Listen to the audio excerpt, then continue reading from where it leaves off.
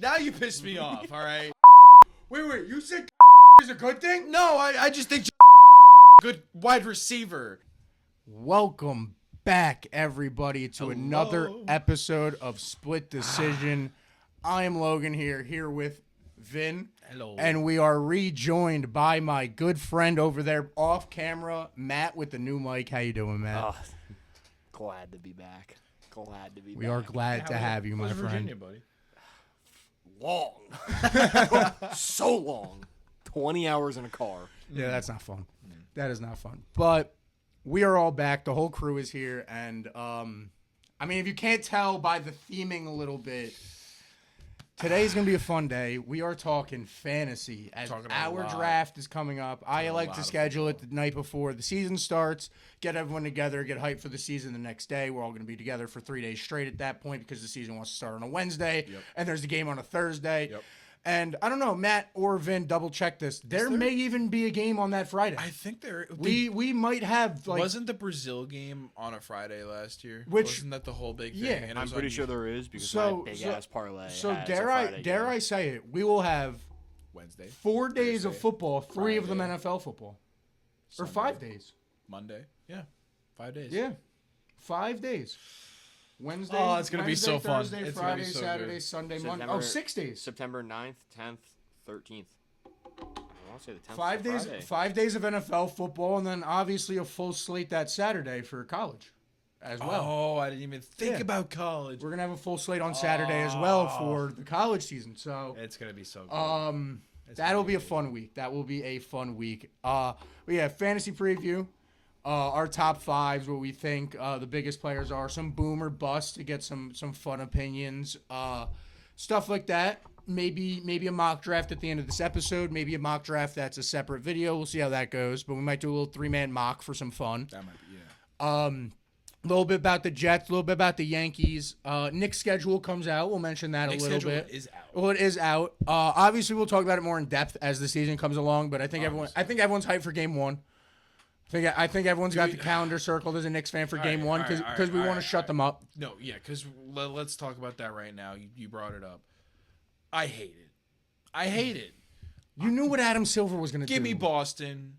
Give me Miami. Nah, if it wasn't San Antonio, I wanted Philly. It takes away from the fact if it wasn't San Antonio, I wanted Philly. I want to raise that banner and look arguably the greatest player of all time in his eyes. And when they say they want to be better than Jalen Brunson, you want to know what nobody ever is? Better than Jalen Brunson. And that's what's going to happen that night. Yeah, that's what I'm genuinely want to play basketball. It's always time. Everybody's better than Jalen Brunson until it's time to be better than Jalen Brunson. Anyway, I hate that it's because I just feel because they're just being overshadowed by both Jalen and Bron being there. It's the biggest stage on earth. They're supposed to be being celebrated as the current NBA champions. We're raising a banner. It's supposed to be our night. And it feels like it's being overshadowed by two people that don't even belong to our team. Real quick, Matt, while we talk, look up all of the big games, like the notable games on the Knicks schedule. There's some big ones. Because I love San Antonio on Christmas.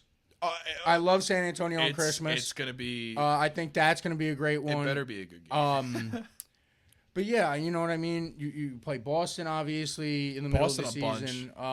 You're going to play all those teams a bunch in your division, obviously. I can't wait to see... I honestly can't wait till they play. I mean, until Matt pulls up a couple more of those games... I'm excited about that first game because I think it's a proving point for the Knicks. It is, and I know what you're saying. I get your point of like, why do you have to prove yourself as the reigning NBA champions? But like, I think it's like a shut up type. I don't think proving point is the right point. I think it's what you mean in that. Yes, it's a place for Knicks fans who, because if you think about it, right, Adam Silver's good at creating the story, bro. We sat there and we just ripped your fans apart for 4 weeks after we swept you and sold out your building. You just signed the best player of this generation, and traded for Jaylen Brown. Like you just made yourself arguably the favorite team in the favorites in the East. That's why I feel like just on a tangent real quick, like the LeBron signing has really overshadowed the bigger acquisition that is Jaylen Brown. In my opinion, I feel like LeBron's only there for a year or two. Jaylen Brown could be there for the next 5 to who knows. Like, but he could be there for a while. I'm excited for it, but we'll talk about that more in depth as the season comes along. Yes. What are some of the notable games? Ring night against the 76ers, and then there's an early clash against the Celtics. It doesn't give me a date. I didn't look that up. And then Christmas Day finals rematch against the Spurs. Yeah. That's really... Those are the notable ones. Yeah. That's all I'm really saying. You know what I mean? That's fair. I also don't really know. No. Basketball We kinda put you games on like point. that. We But hey, put you that's on what the I spot. got. That's good job. You gonna pat me on the head later? Whatchamacallit? Do we want to transition into the Yankees a little bit? Yeah, we could just go right into the Yankees. I mean, I really want to get into fantasy, so like, no, I know. let's talk about what else is going on because I we're want to about get to this be out here of the way for now. who knows how long talking about fantasy football. This team is so goddamn frustrating because one night we sit there and we rally back and we put up 10 runs against the Seattle Mariners, and then we can't score a run. We can't score. So we can't do anything the next night. Max Fried pitched a great game too. He threw one bad pitch. It happens. I mean, those nights happen. The Yankees, again, I think you're in a spot with the Yankees, and I think I've been saying this a lot over the past few weeks, but I think it's really been proven that, like, we didn't get what we wanted at the trade deadline, but I'm happier than I thought I'd be with our acquisitions. I want to counter that, and I think this trade deadline is working out a lot better than we could have expected. That's what I'm saying. And I think that the Yankees have put themselves in a position where you're going to argue, like, you can't help but sit there and look at the team and go, you don't got Judge. You don't got Bellinger. You don't got Stanton. So I'm glad you brought I'm saying? 2 of the 3 up because at least from WFAN, because let's be honest, I listen to the fan a lot. Belly is basically coming back towards the end of August. He started base running within the week. From what I've heard from what they've said, it sounds like he's due back any day now. Yeah. I think he's going to be back around August 21st. That'd be a great date. Which is when we play the Blue Jays at home. So he'd be back for a homestand, and I love that. And I just think, like, the Yankees need anything right now, especially in terms of offense. So, like, his bat in that lineup, you throw him in left, you have Trent in center, and maybe you throw Spencer Jones in right, or maybe you have Ramos. Bro, I don't know. Boone's pissing me off. I mean, join the club. No, all right. All right. I say the sentence, Boone's pissing me off. When is Boone? But Boone's pissing me off about the Trent Grisham thing, is what I'm getting to. Patting him at leadoff? Not only that, committing to him at center. The Volpe sense almost of dedication to, like, this is our best center fielder. But I feel like it has a lot to do with his contract. The fact that it's just like he won't sit there and be like, you're not benching me. But also at the end of the day, like, I don't know. That... It's hard for me, because I agree with you. It's hard for me, I feel like we need to start looking for different options in center field. But I will say this, because I was going to start getting Spencer Jones in center field, personally. Yeah, but because in the I'm sorry. You're good. No, go. In the playoffs, realistically, that outfield lineup is going to be a healthy Bellinger in left. I would love Spencer Jones. It's going to be Trent, though. Like, that's center what I'm saying. field, the way the Boone's talking, it's gonna be Which Grish. Sucks because it also means that when everybody comes back, like, it kind of means Jones is getting sent down. And, like, my big thing, my big thing, Ramos, which is just kind of whatever. But. Well, that's not gonna happen. Ramos he's gonna be a Yankee for like next 3 years. Yeah. He's under like a 3-year deal still. My big thing with the whole situation is, like, it's weird. My feelings with Boone this year are so weird because, like, I'm so tapped into Boone, and I listen to everything he says, and the things he says pisses me off. But it is hard for me to argue as much as everybody wants to say that the results on the field are pissing me off. Yes, the offense is struggling, but you're missing your 3 best hitters. Yeah. You know what I mean? Yeah. And when you really look at it, it's not that the Yankees, right now at least, there's been times in the season where this has happened. You know what I mean? We had that late July stretch where we were not good, but the late June swoon, basically. Yeah, but also the Rays just keep winning. The Yankees are staying a lot, and when you look at a team, I hate the Tampa Bay Rays. No, but like what I'm saying, Vin, is when you look at a team like the Yankees, and we take the Aaron Boone personality that we've hated for so long out of it, right? And we take the Yankee name out of it, right? And we just say, there's a team that is still fighting for first in their division that has been missing their best 3 hitters for over a month. And in that month stretch, since losing Bellinger, they've played well. Yes. And like, that's you know what a testament to this Mm-hmm. Yankee team. Like, but I think it's also, I say it, a testament to Aaron Boone. The Yankees, they're currently 31-29. I might be off by 1 or 2 without Judge, but they're 36-23 with Judge. It's really not that much of a difference. But that split's not bad. So, like, think of how nasty we'd be with Judge back if we're playing like this. My point is, we hate what Boone says sometimes, like with this whole Grish thing. It's annoying, yes.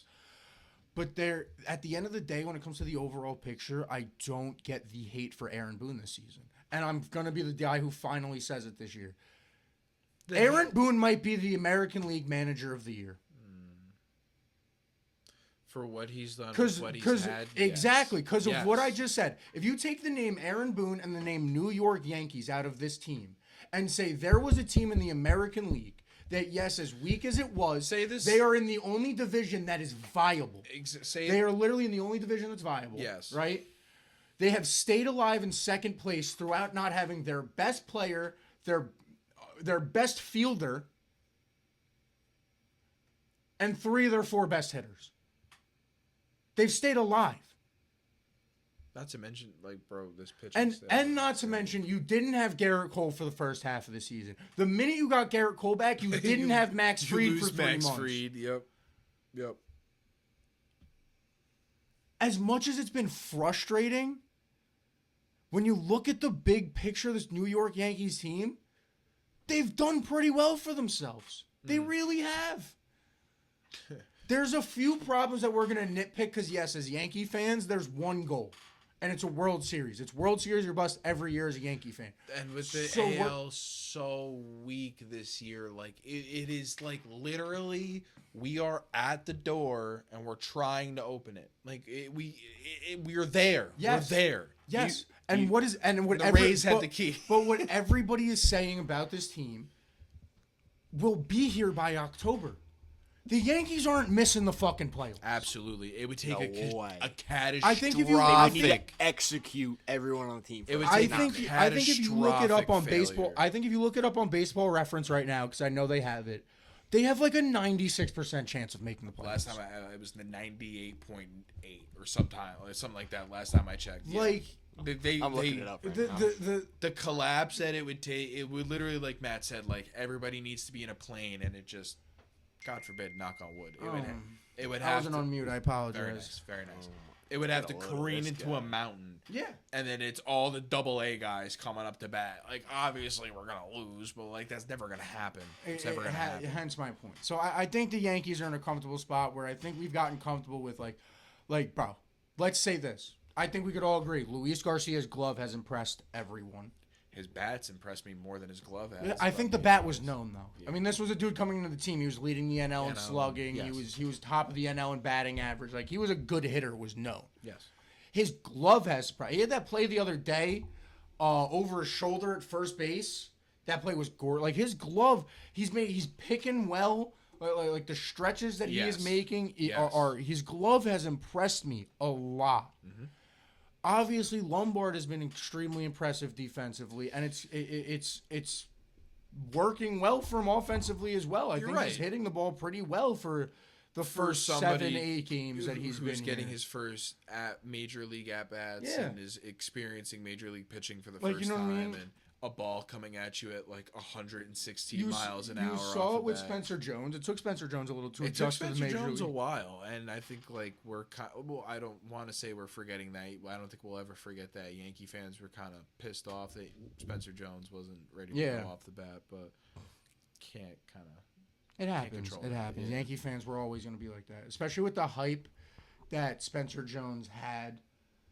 Entering his they were calling career, his next Judge, baby Judge, lefty Judge. Like if he didn't come out and hit 2 home runs, You got to remember, Judge hit a home run his first at bat as a Yankee. People forget this. No, Judge hit a home run. The anniversary for that was, I think, the other day. It was either Aaron the 13th or the 12th. Aaron Judge's first. Judge has been a Yankee for 10 years, by the way. And Aaron Judge's, if I remember, 10 years. If I remember correctly, Matt, you could fact check me, but Aaron Judge's first at bat as a Yankee, he hits a home run because he hit back-to-back home runs with somebody else who got called up. Somebody, I know who you're talking. I think it's like Thomas somebody. Like it's something weird.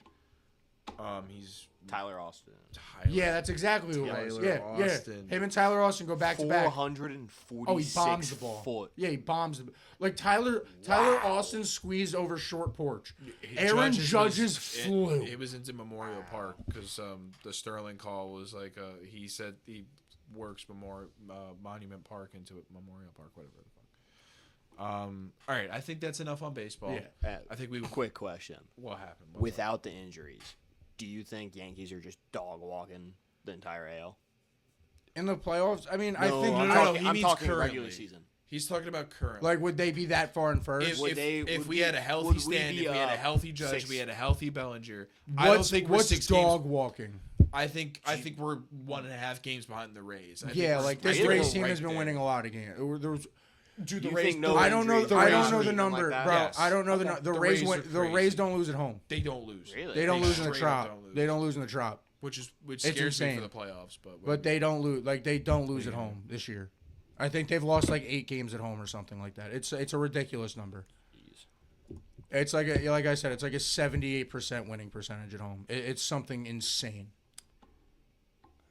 They are 41-18 at home. 18. That's what I know. Had an 8. Wow. That That is 18. It's insane. nuts. It's baffling. They don't lose at home this year. That's what I'm like.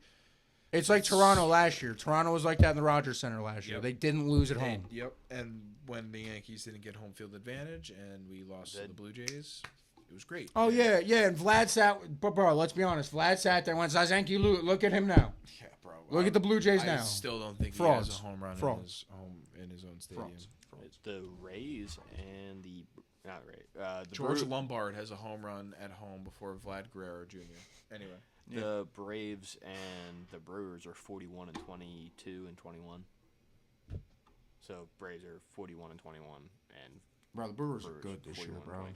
That's nuts. That's what Mizorowski, bro. 75 That's what I wins for always the mean, Brewers bro. this season. I don't know if the Dodgers are always a lock. As everybody wants to yes, they have this insane rotation. Yes, they have great sluggers. You never know. It's Bro, baseball. I'm about to ask y'all some niche ass Susan. question, bro. Like, I don't know if y'all watch McAfee at all. When I can. Bits pieces. Have y'all ever watched Mostly wrestling, or neither of you been into wrestling at all? When McAfee's on, is this? No, when the Miz, bro. So he had the Miz on, like the wrestler, the Miz, right? But he had him. He calls him while he was interviewing Jake Mizorowski, bro. And the Miz was sitting there pressing him like, "Yo, you're not the Miz. I'm the Miz." Yeah, bro. It was so funny, bro. That's actually. He was pressing him. He goes, "Yo." At one point, Matt's like, "His last name's Mizorowski. He was born with it." The Miz goes, "But it's M-I-S, not M-I-Z, not M-I-Z." It was so funny. Bro, Pat was like, "It's a good nickname." The Miz goes, "Yeah, that's why I took it 20 years ago." It's cracking up, bro. It was cracking up. That shit's so funny.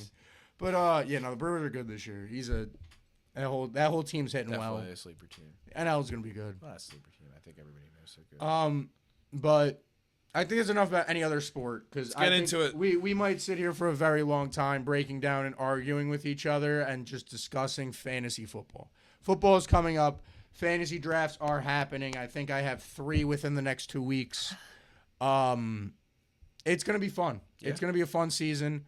I'm excited for it. I'm excited to see who 2 drafts back-to-back days. Yeah, like I'm excited to see who's really gonna pop up this year. Who's gonna disappoint? It happens every year. Injuries, I'm usually high on some people. I'm wrong a lot. Vin experienced it because he tried to steal one of my sleepers and it went wrong for him last year. Matthew Golden. It went so wrong. Who's gonna be nice this year? By the way, Matthew Golden's gonna be nice this year. He is actually a sleeper. I'm not gonna lie. He's not a sleeper. I think a lot of people know he's gonna be nice, but Matthew Golden's gonna be good this year. He's a good wide receiver too, bro. That's all.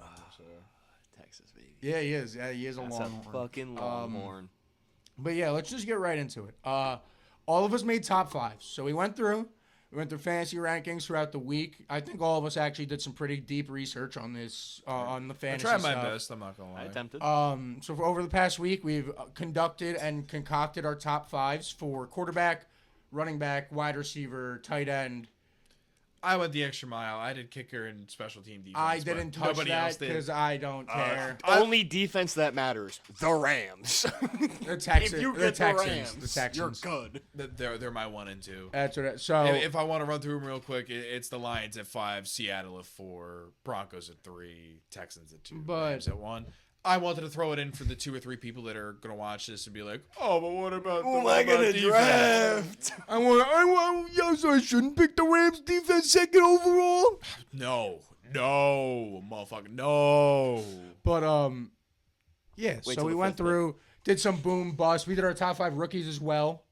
Yes. Some boom bust players that we think are some sleepers. So I'm excited.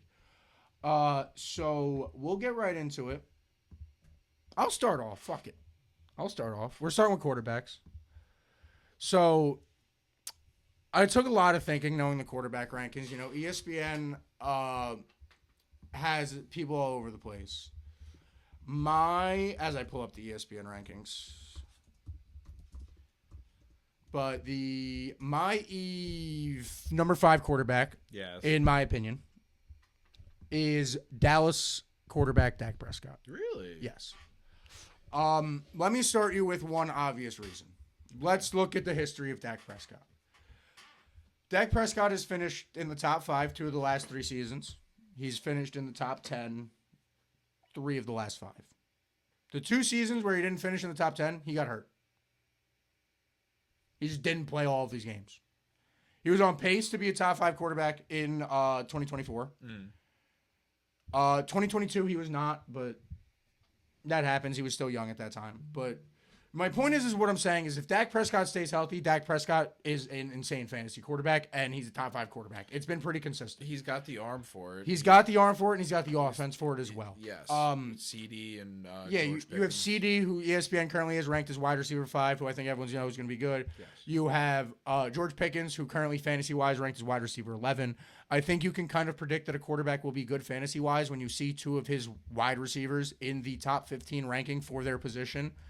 Because if those dudes are getting up points, who's throwing them the damn football? So that is big. Vin, I see you pulling stuff up like this. Another big reason, the Cowboys' schedule. When you break down the Cowboys' schedule, they play the Commanders twice. They play the Ravens, who, yes, might not be thought of as a bad defense, but I'll get into this. They play the Ravens. They play the Buccaneers. They play the Colts. They play the Titans, all within their schedule this year, right?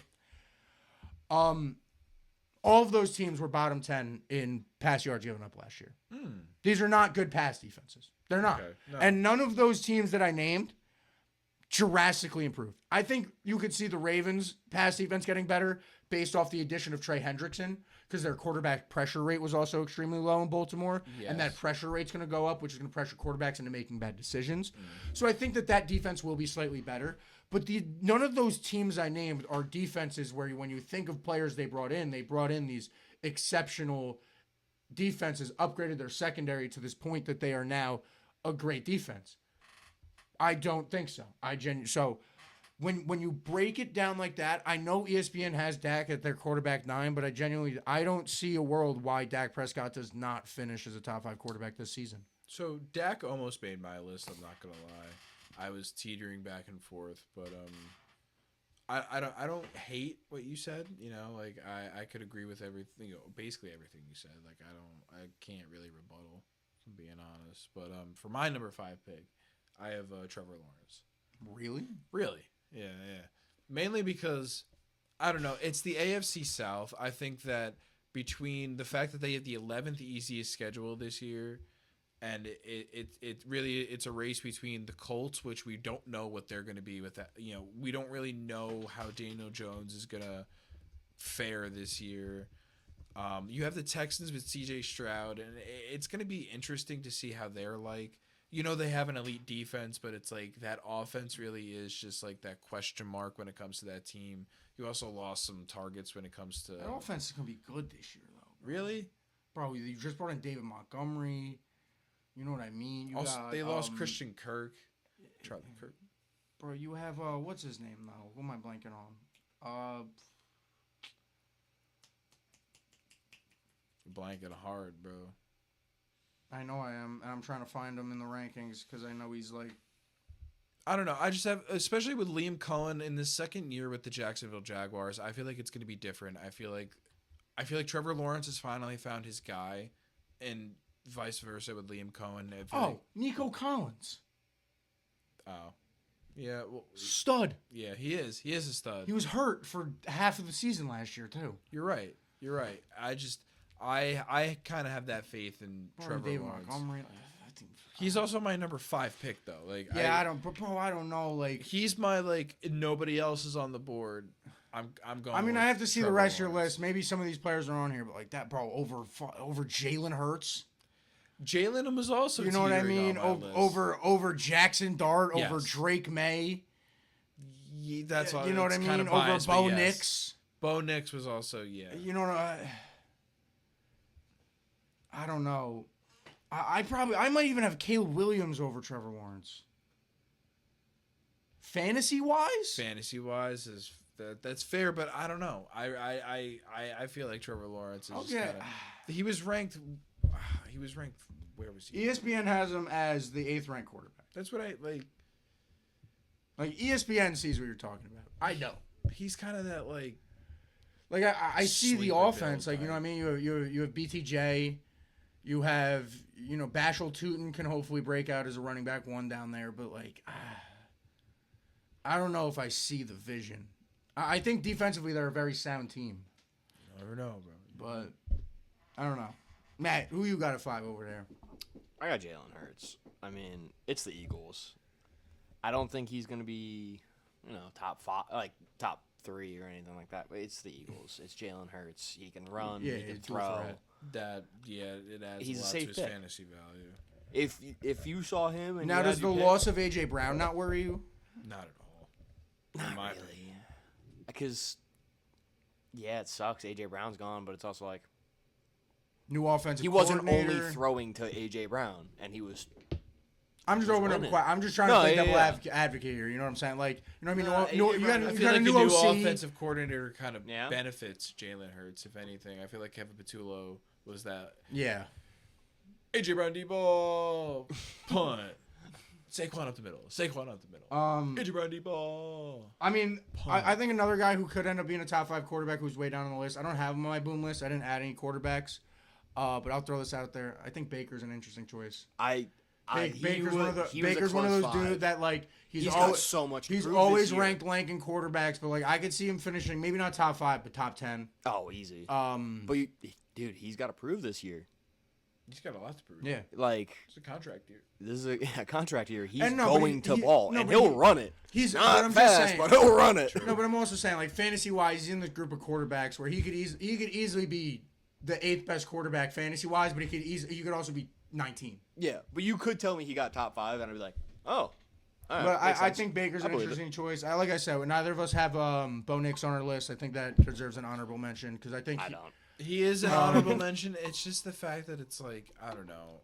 I think he's an underrated dual threat like a Baker Mayfield. I think that's just a benefit in fantasy. You have a healthy Patrick Mahomes coming back to that division. You also have Justin Herbert. But on the side of Bo Nix, you also added a weapon like Jerry Jeudy. So now you have Cortland Sutton and Jerry Jeudy. You have you have a fully healthy not RJ Harvey. Who are you talking about? J.K. Dobbins. You have a fully healthy J.K. Dobbins coming back. You know what I mean? You have some things to look forward to as this Denver offense was one of the best offenses in the league last year. You know what I mean? Bo Nix was a top quarterback in the league last year. This is a team that many thought could have beat the New England Patriots if Bo Nix doesn't get injured. Wasn't hurt. So I think he deserves a mention from us. I think he deserves a mention from us as somebody who yes, but I was bro, I don't know, that injury on his ankle, it's a constant. This isn't the first time something like this has happened. I'm just worried about his health throughout the season. If I have to be complete, that's kind of why I avoided Bo Nix. That, and I don't know about their strength of schedule. I have a feeling if Bo Nix gets hurt, really, I could see him having a strong second half of the year if he can play. True. But if he it's doesn't like get hurt hurt early, early, he's hurt cooked. in the AFC Championship game. Oh, I guarantee it'd be a playoff injury, which sucks. Because I do like him. I wouldn't hate seeing him top 5 at the end of the season. But one dude we also don't have the list that's going very high in a lot of drafts is Drake May. Drake May is going high in a lot of drafts. I don't like it. He's the third, fourth quarterback taken off the board in a lot of these drafts. I don't think he's going to be as good as he was last year. I know Mike Vrabel's this guy.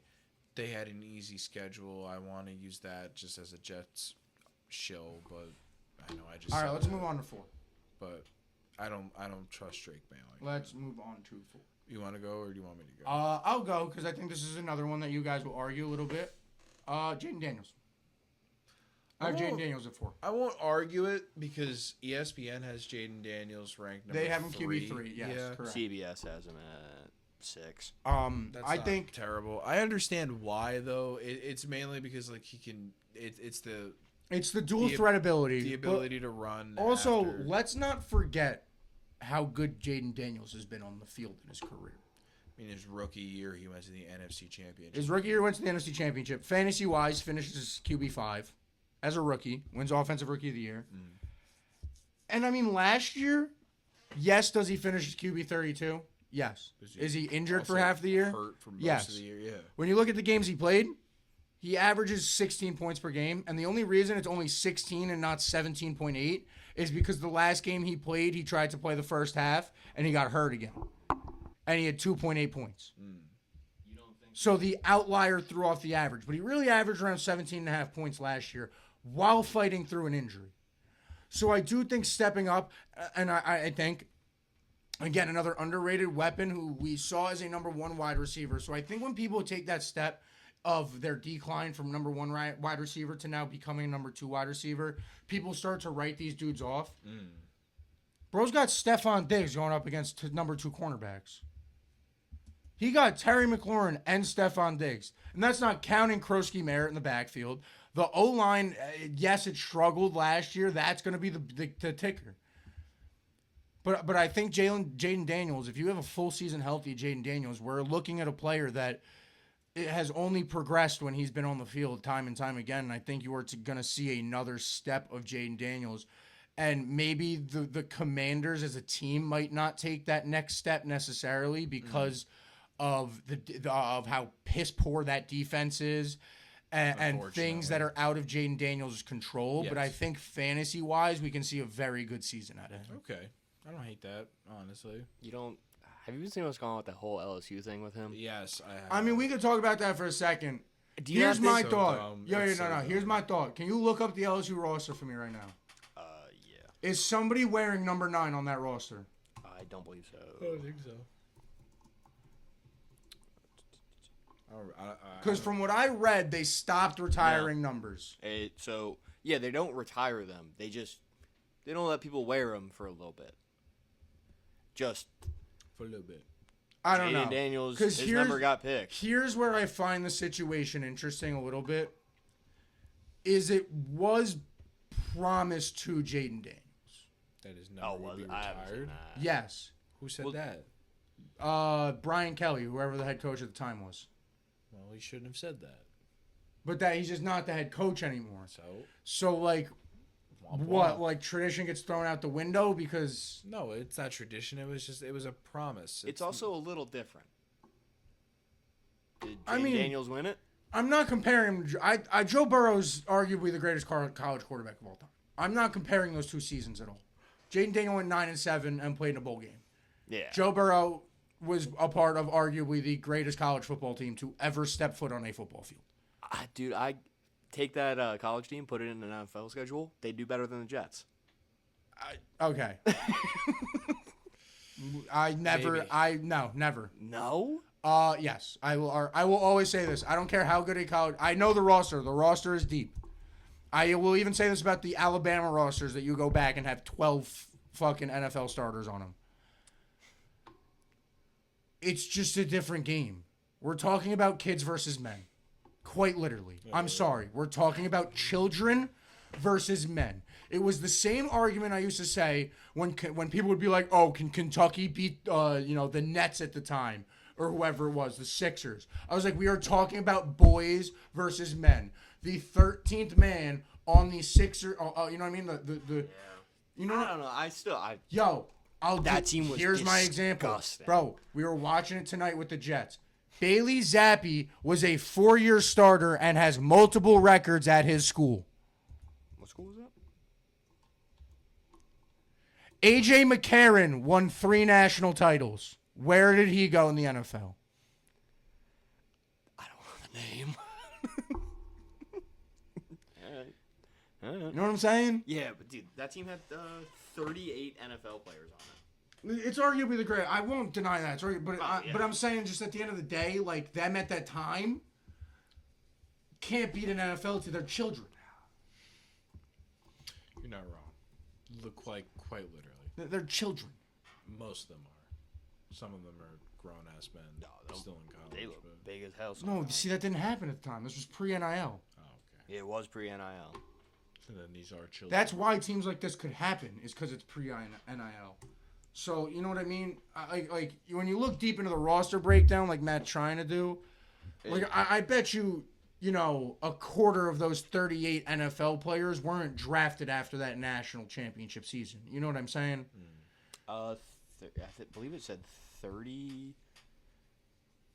Yeah, 30 selected to the draft, 8 signees as undrafted rookies. That immediate season? That's what I'm saying.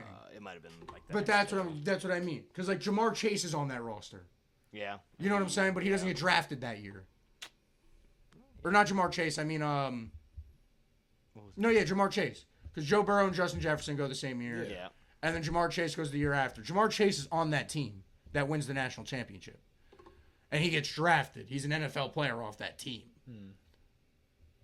But he's a year out. You know what I'm saying? Like, most of those players are included in that. Yeah. But let's continue on our list. We keep getting distracted, guys. We have really bad ADHD in this group. My number 4 is Matthew Stafford. Former MVP. You're a champ. Just coming off of, honestly, like, one of the greatest seasons. But, I don't know. With weapons like Puka Nacua, Devontae Adams, the 13th hardest schedule I think I saw. So it's not completely out of the... I know he's not like the flashiest quarterback out there, but I just feel like if you needed somebody to consistently go out there and just put up yards, Matt Stafford is that guy. I don't know. What are you pulling up right now? You're looking at his ranking? I'm looking at where he finished last year. I think he was in the top 10. I don't know. Like, it's just like, to me, Matt Stafford's that type of dude. Like when I was a kid, I used to draft Drew Brees in fantasy all the time, because he was my favorite player. But it's like that type of game that just doesn't translate to fantasy. Yes. Like, Matt Stafford's one of the best quarterbacks in football, but like, it's just the style of game doesn't transfer over to a PPR fantasy league where like a dude like a Lamar Jackson's getting all these rushing yards. A dude like a Jaden Daniels is getting 35 rushing yards a game. You know what I mean? You're right. Even like a Joe Burrow, a Baker Mayfield, like they're getting these. Matt Stafford's not getting that, and it's like. Well, what did you see? It's not loading. Of course not. And I didn't want to sit here silent while on a podcast. I mean, if you guys want to have a little bit of a conversation while Logan tries to do research, No, I understand. It's almost like I have 2 other co-hosts on the show or something. No, I know what you mean, dude. Hypothetically. I don't know, dude. I don't hate Stafford. Because, like, you got to think. That team, whoever they're playing. Finished his QB3 last year. Finishes QB3 behind who? Behind Drake May and Josh Allen. That's what I mean. Like, I don't know. What was his PPR? That's what did he finish as? Number 3. That's what I'm saying. The third. He was the third ranked. I don't know. I'm trying to scroll to the average. He averaged 21 points a game.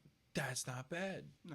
That's what I mean. Like, if you want somebody who can, I think he can have that same production this year. I don't see why. I have him at like 6.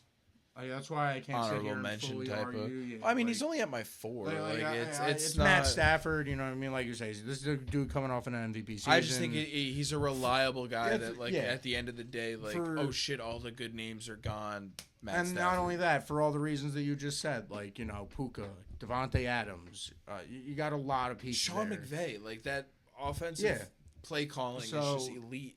I can't completely disagree with that. I don't hate it. I just don't think his game translates as well, personally, to fantasy. I understand what you Which is why I had him slightly out of my top 5. But I see, like I said, he's... Either way, flip a coin. Yeah. Who you have at 4, Matt? Yeah. At 4, I had Dak. Ooh. All the same reasons.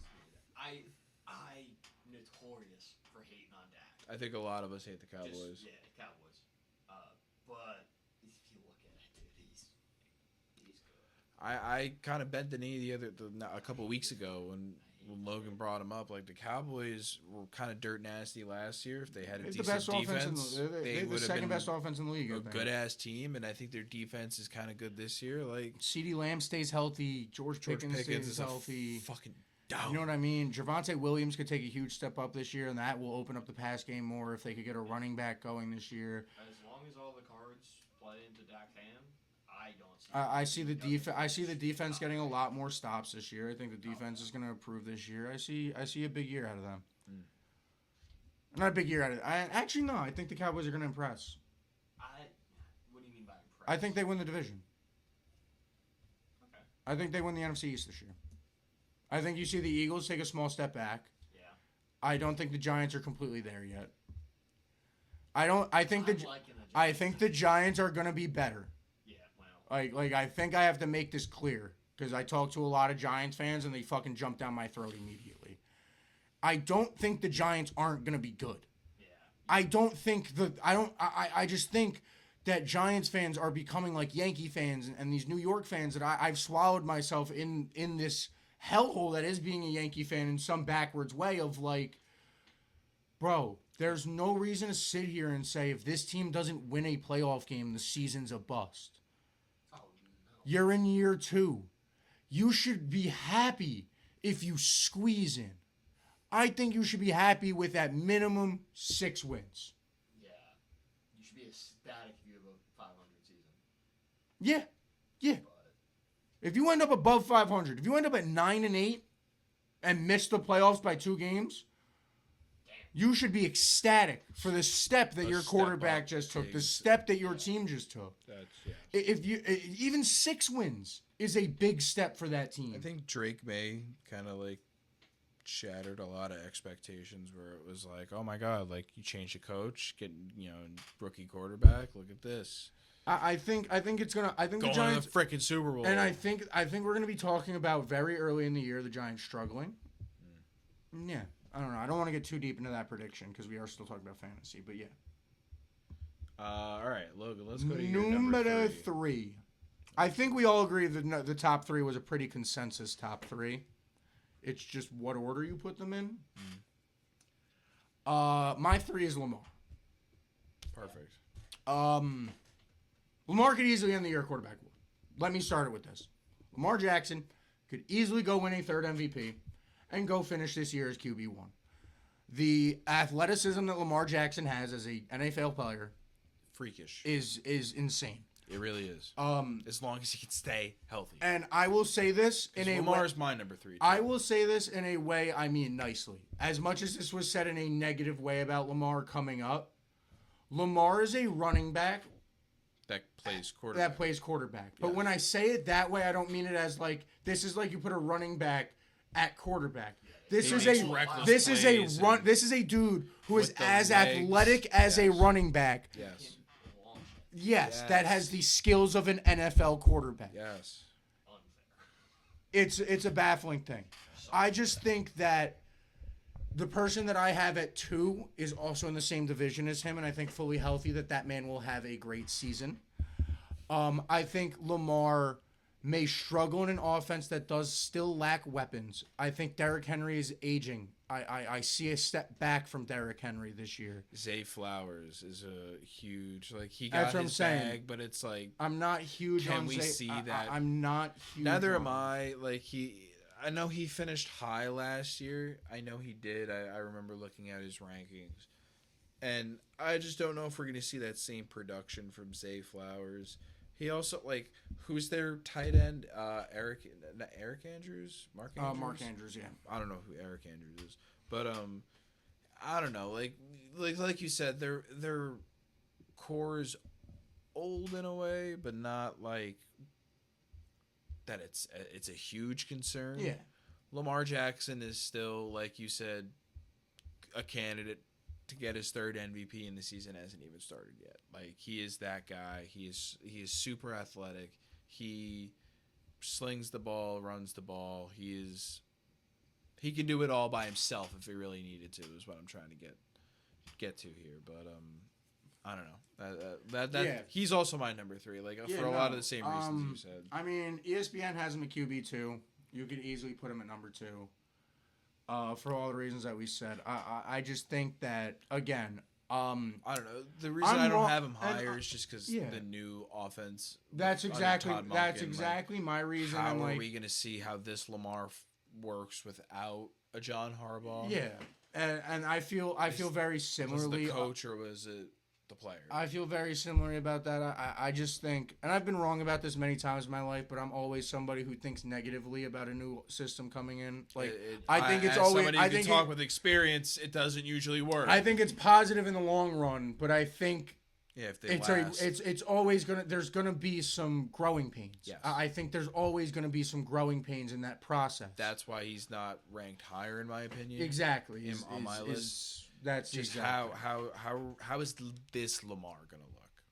See, I'd have Burrow at 3. Okay. Because injuries, dude. Yeah. Yes. I feel like every time I see something about Burrow. Quite literally every year he's hurt. That's why I have every other year, Lamar's I should say. For exact same reason. Oh, okay. Well, if I don't know who's your number 2. Joe Burrow. I was about to, because Burrow's mine too. That's why I said I'm pretty sure we have the same top 3. Yeah. Because number 1 was easy. I think we all have the same. Yeah. You know, Vin loved to hype that as his number 1. Vin loved it. Kill me. Favorite ever NFL player of all time. We'll get into it when we have to say his name. I have Burrow at 3, just under Lamar, because I'm worried about injuries for Burrow. That's entirely fair. If Burrow is healthy, I'm gonna regret putting him at 3 because I fully. I mean, yeah, bro. God forbid, number 1. When healthy, his worst finish is QB9, and that was 2021. Okay, what was his best finish? His best finish is QB2, which was 2 years ago. Okay. When he was fully healthy. Yeah, so could he be 2? For 110%. But I'm so worried about his injuries. I just think about. I mean, bro, he played played 8 games last year. We're talking about a dude who played 8 games last year in Joe Burrow. And still finished 15. And finished out. Yeah, you finished top 15 total points. Still finished the top half of the league when you think about it. Okay. Yeah, like among starters, technically. Yeah. So like that's insane. Yeah. No, like Burrow and Lamar, honestly. Bro, and bro, T. Higgins just gets better. Jamar Chase has just been getting better. Like, like the offense of that team is built so well. But that O-line, bro. What about that O-line? And something else I keep bringing up, like when I bring up these other quarterbacks. If you haven't noticed, outside or like all of my quarterbacks have a running back who's either already established or expected to take a big step up this year. Yes. You know what I mean? Like in the situation of Joe Burrow, Chase Brown's a fucking dog, bro. You could argue he's a top 5 running back. I ain't put him in my top 5, but you could damn well argue he's 5 or 4. I'm not gonna lie. I can see a side that you could argue that. Chase Brown is a dog, bro. He's not my top 5. No, yeah, he's not my top 5 either. But I'm saying I could see the side where you argue. I think he's like 6 or 7. Like that's what I'm saying. So like. That's why I have Joe Burrow at 2. Vin, I assume the same. And Matt, I'm assuming you have Lamar at 2 then. Yeah, Lamar is my 2. I'm assuming a bunch of the same reasons we said. It literally the exact same. Yeah. He's such a threat, whether it's running or throwing. You just never know. I don't understand why he hated being called a running back because he's a starting NFL quarterback. That's getting called a running back. That is nuts. When you call a quarterback a running back, it usually means you can't throw. I'm gonna run the football. Like no. But he's also throwing it down the field. I see that. And he's a very smart. Man, bro, when it comes to playing the game of football. Last year he didn't play all year. He was hurt from some of the year. But bro, we are talking about a dude that's fully healthy. He's fully part of the rushing attack. 2024, 915 rushing yards. 2023, 820 rushing yards. 2022, 760. He had 1,000 yards in 2020. He's a dog. Insane. And all of those years, he has over 130 carries. Except for 2022. He has 112. But, he has over 110 in every single, he's a pure part of that rushing attack, but that also, with now us seeing, it happens with every single one of these dudes who's able to get athletic. Lamar got cracked. Something happened. I think we're going to see a lot less of that. And a lot more of the arm. Yes. But... it's still a great arm. And not only that, but you also know he has those legs in the back pocket. But I think fantasy-wise, I think that affects him fantasy. Yes. I guess. Yeah. You know what I'm saying? I think play on the field is a whole different story. Yes. But I think, and obviously they go hand in hand, but are slightly separate. I do think at the end of the day, Lamar passing the ball a little bit more, you're not going to get that boost of him getting those extra 10 rush yards that he usually gets. I mean, I genuinely think when you look at his stats, even though he's going to be throwing the ball more, I don't think he's going to be having that many more passing yards. Okay. Alrighty. All right. Well, that being said. Number one, we all have Josh Allen, right? Actually, no. Geno Smith. Yes, Josh Allen. Who else would I pick? Quite literally, when you want. He was the number one. He was the number one quarterback last year with no wide receivers, and then they added DJ Moore. What else does he need? When you want to talk about somebody who's a dual threat when it comes to both their arm and their legs, bro, you can never count Josh Allen. No, Josh Allen. He runs like he's a rugby player sometimes.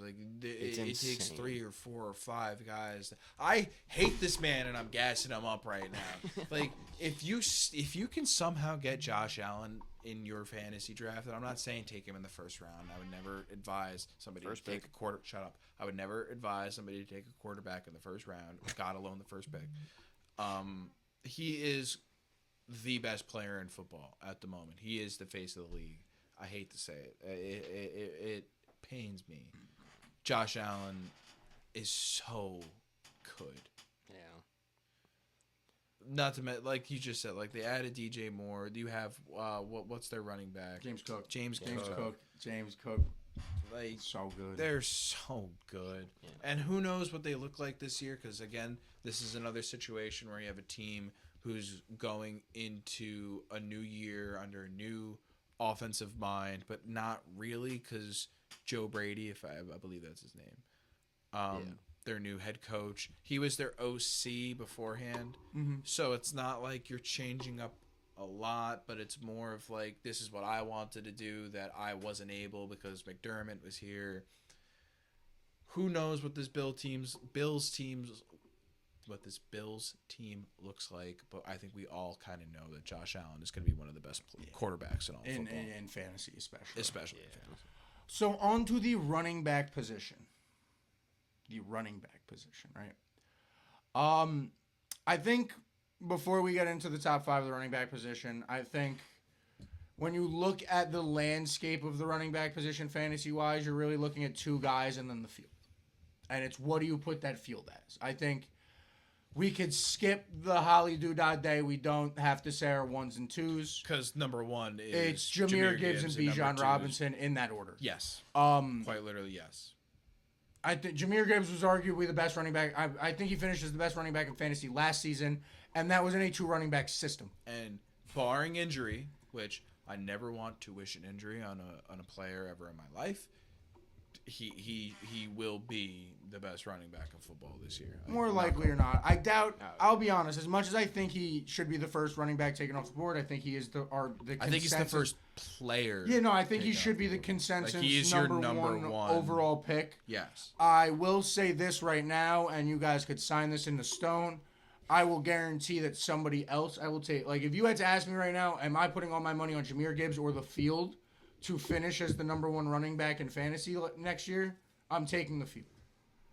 That's just a trend. I've always noticed that the number one running back in fantasy is never the run. It always rotates. It was Bijan last year. Before that, it was Saquon because he had a great year. These guys will always float around the top, but they'll never be back to back. Yeah, yes. It's very rare where you see a situation like Christian McCaffrey, where it was like 3 straight years. It was like you're picking Christian McCaffrey and just hope you don't get injured. I was about to say CMC is he's not even on my top 5. We'll go 5 through 3 here because everybody knows our 2 and 1. Yeah. At 5 for running backs, this one actually took me a little bit of thinking. I think I got my top 4 pretty easily. The number 5 spot was definitely a battle for me. You know, as you look at the list, you have players like Achane. You have players like, do you expect Jeremiah Love to be that good as a rookie? You know, Saquon, Derrick Henry, Chase Brown, who I threw up. You have a lot of good guys in that middle tier. My number 5, though, who I expect to take a step up, who kind of disappointed last year, is Ashton Genty. Okay. I mean, you're looking... I have him at 4. I'm expecting a lot out of the Raiders. ESPN has him at 7. I think when you look at Ashton Genty and the season he had last year, you looked at a team that was barren. And are the Raiders good this year? I'll be the first one to tell you the answer is no. No. But are they barren? No. No. You're going to try to throw the ball a little bit with Kirk Cousins at the beginning of the year, Fernando Mendoza late in the year. You're going to want to get them passing reps. That alone is just going to open up opportunities because people are not going to... Last year when you... I want anyone to go back and watch a Raiders game last year. I'm okay. No, yeah, I'm good. I want you to look at how the defense plays. You are watching 8 people in the box. Because they go, as long as we stop that guy. That's pretty much how they felt about Ashton Genty. As long as we stop that guy. We're pretty much good. Now you got to stop a little bit more than just that guy. So I think that alone, will back defenses off, but I don't necessarily see from a Raiders standpoint his usage rate going down that much. I think in Gary Kubiak's offense, I think Gary Kubiak is gladly going to run a lot of play action, a lot of RPO. That's going to give Mendoza the choice to try to get a fast pass off and limit Mendoza's decision making. But a lot of those are going to end up in, especially the RPOs, and give the ball to that guy. Give the ball to that guy. So, all right. I'm kind of glad you said that because that's basically my reasoning for my 5th pick. And it is kind of favoritism. All right, I needed to hear that part. It's of a it. little As bit, long as you admit that part. It's a little bit of homerism. Too. It's a little bit of I love the man. I think he's a beast. I think Breece Hall is. Is he gonna stay healthy? I don't see why not. He's been having a great training camp. He's been fine throughout all of this preseason. And through Frank Reich and his offense, I feel like he is the type where it is, especially when you have Geno Smith at the helm, you never really know the type of game where Geno is going to have. I feel like Breece is going to get a lot of touches and a lot of carries, personally. Yeah, I don't know. I think you could see that out of a Geno offense. Geno offenses tend to stay close. They tend to do a lot of play action, a lot of short passes. Yeah. So I he's going to get the ball a decent amount where it's going to drive his. I think you're going to see a lot of more dink and dunks to Breece as well this year. So I could definitely see that, especially in like a PPR scoring system, if that's what. Yes. It's basically if that's what league you are in. If you are in a PPR scoring system, I could see Breece Hall getting a lot more receptions this year. That could definitely boost up his ranking in your head. But I mean, at the end of the day, it is also just I'm a Jets fan. I had to throw one Jet on. I mean, he's RB 13 right now. Like I said, ESPN, you know what I mean? This list I'm looking at has him at 15. You got him above Saquon. Oh, well, Saquon's on my list. You got him above Derrick Henry. Kenneth Walker in Kansas City's interesting. Kenneth Walker, I really don't know how that. I mean, the same thing could be said about Brees and how he's going to function in this Frank Reich offense. But I don't know how Kenneth Walker is going to go down there in Kansas City and function. Who is their offensive coordinator other than Andy Reid? Let me explain this to you. Hold on, you have Andy Reid. Yes. All right. Is your offensive coordinator still not Matt? No, Giants hired Matt Nagy. That's what I mean. Who's their offensive coordinator? You'd have to double check that for me. I don't know it off the top of my head. I'll be honest. Neither but do I. Anybody with a brain, which I think we all know Andy Reid does, would go. Patrick got injured 7 months ago. We're gonna run the fuck out of the ball with the former Super Bowl MVP for about 3 weeks. And then week 4, Pat's going to throw for 457 yards and 5 touchdowns, fully healthy. You're right. Look, let's look at the schedule. Let's see if the schedule even lines up with my prediction. The offensive coordinator for the Chiefs is Eric Bieniemy. Oh, it's Bieniemy again. Yeah. But he might not be back by week 1 because he's got that whole family thing going on, which is kind of crazy. I don't know if you guys heard of that. Oh, I just clicked on it. Wow. Yeah, his son shot his wife. Yeah. Oh, I heard Yeah, that shit was crazy. That is nuts. You know, prayers to everyone involved. I hope all justice is served, but I don't know what's going on with Bieniemy. I haven't checked in on that in a while. I know he stepped away from the team for a good minute. Yeah. Understandably. But like I was saying about the Chiefs real quick, like Kenneth Walker. Walker. Go to Matt. Bro, you playing the Broncos, Colts, We're still on 5? Yep. You're playing the Broncos, Colts, Dolphins, Raiders in the first 4 weeks. Rest Pat practically. Give the ball to Kenneth Walker. Basically, yeah. You're right. Yeah. Matthew, what do you got at number 5? My 5, I don't love it, but I don't hate it at the same time. Say it. Jonathan Taylor. I don't hate it. Because, I don't want...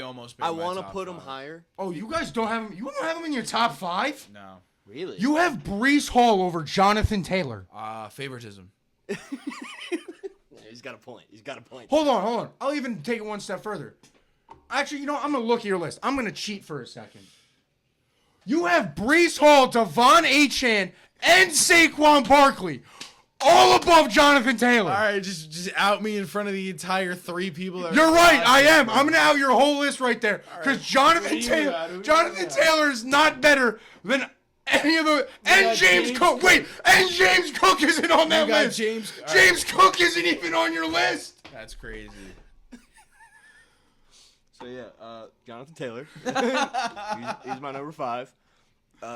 Yeah. Oh my God, Vin. I'm talking about fantasy points here, bro. Yeah, so am I. Devon Achane on that Miami team, where it's gonna be Malik Willis, who's not gonna throw the football. He's gonna have to force the. Why did I just say Ashton Genty didn't do well last year? Because he's the only goddamn dude on the team. If I'm playing the Dolphins, I don't even know if I'm putting a cornerback on the fucking field. Oh no, it's just. I might put out 11 linemen and linebackers. I might run field goal blitz. Hey, man. Hey, I hope the viewers know I'm exaggerating a little bit with that. Oh, I'm not. Put on Madden 27. But my point is bro. He's ranked 6th in ESPN rankings. I don't see it out of Achane this year. PPR rankings. I think the team is so barren. You're right. You're not wrong. I don't fucking like. Back to Jonathan Taylor though. So he finished first in carries and touchdowns last year. I want him to do good because I love the Colts. I'm liking the Colts recently. There's something about them. Well, I need the Colts to do bad, but the Colts' success, I don't hate it. Thrives on Jonathan Taylor. I know. I kind of wish I put him a little higher, but it is the Colts. So I'm not too positive. As long as Shane Steichen does what he did last year and runs this offense through Jonathan Taylor, play actions, RPOs, short decisions, limit the mistakes that Daniel Jones can make. Yeah. Because if you limit the mistakes that Daniel Jones can make, he gets his confidence. He starts to roll late in games. He does. But you see it out of Daniel Jones. You look at the game plan of the Colts. What it usually is they start the game off. Jonathan Taylor's moving. They're running play actions. They're running short RPOs. Then you start to get to the second, third quarter. You see Daniel Jones start to feel himself. All of a sudden, in the third quarter, Daniel Jones slinging the ball 56 yards downfield for no reason to Michael Pittman. I know Pittman's not on the team anymore, but that's what you would see last year. Who's he throwing to nowadays? Deion Burks, Josh Downs, Ashton Dolan. Downs a dog. They have Alec Pierce still there too, right? No, they might have lost Alec Pierce. Alec Pierce might have left in free agency. I'm not seeing his name on ESPN. Alec Pierce Alec Pierce is still there. He is? Yeah. Yeah. He's just injured still. That's probably what I'm That's why he's not on the roster. Yeah, but it is the Colts, so it's like, could they do as good as they did last year? 100%. But they could also be terrible. And Jonathan Taylor, he's still going to look good, but, like, you can only do so much. That's fair. With Quan Treadwell still in the league? Sorry, I just looked at the Colts wide receivers. I didn't know that dude was still in the league. 10 years. Contract's 1.4. But yeah, so you had him at 5? Yeah. I still think that's really low. I don't hate swapping him. I think Jonathan Taylor could easily finish at RB1 this year. I can see it. I think. I can see it. Yeah, I don't know. 4, I have James Cook. I mean, you saw the dominance of James Cook last year. He finished at RB1, if I remember correctly, maybe RB2 last year. Probably RB2. But James Cook was having Jonathan Taylor. James Cook had an incredible season last year. He's a dude who is fantasy-wise, like, he's not a dude who's going to sit there and rack up a bunch of yards, but he's an insane red zone threat. The Buffalo Bills love using him in the red zone. Huge points. That's what I'm saying. Like, last season he had 33, or he had 12 touchdowns last year, 1,600 yards. I mean, the reason why I don't have him at 3 and I have Jonathan Taylor above him is because I think with the addition of DJ Moore, you see less usage percentage out of James Cook. I think that protected the Bills' offense a lot last year in the lack of weapons in the Bills' offense. I think you're going to see a lot more drawn up for DJ Moore and for Josh Allen to make a play downfield to DJ Moore that DJ Moore is able to go get. You don't think other teams are going to see they got DJ Moore and they're like, all right, they're probably throwing heavy.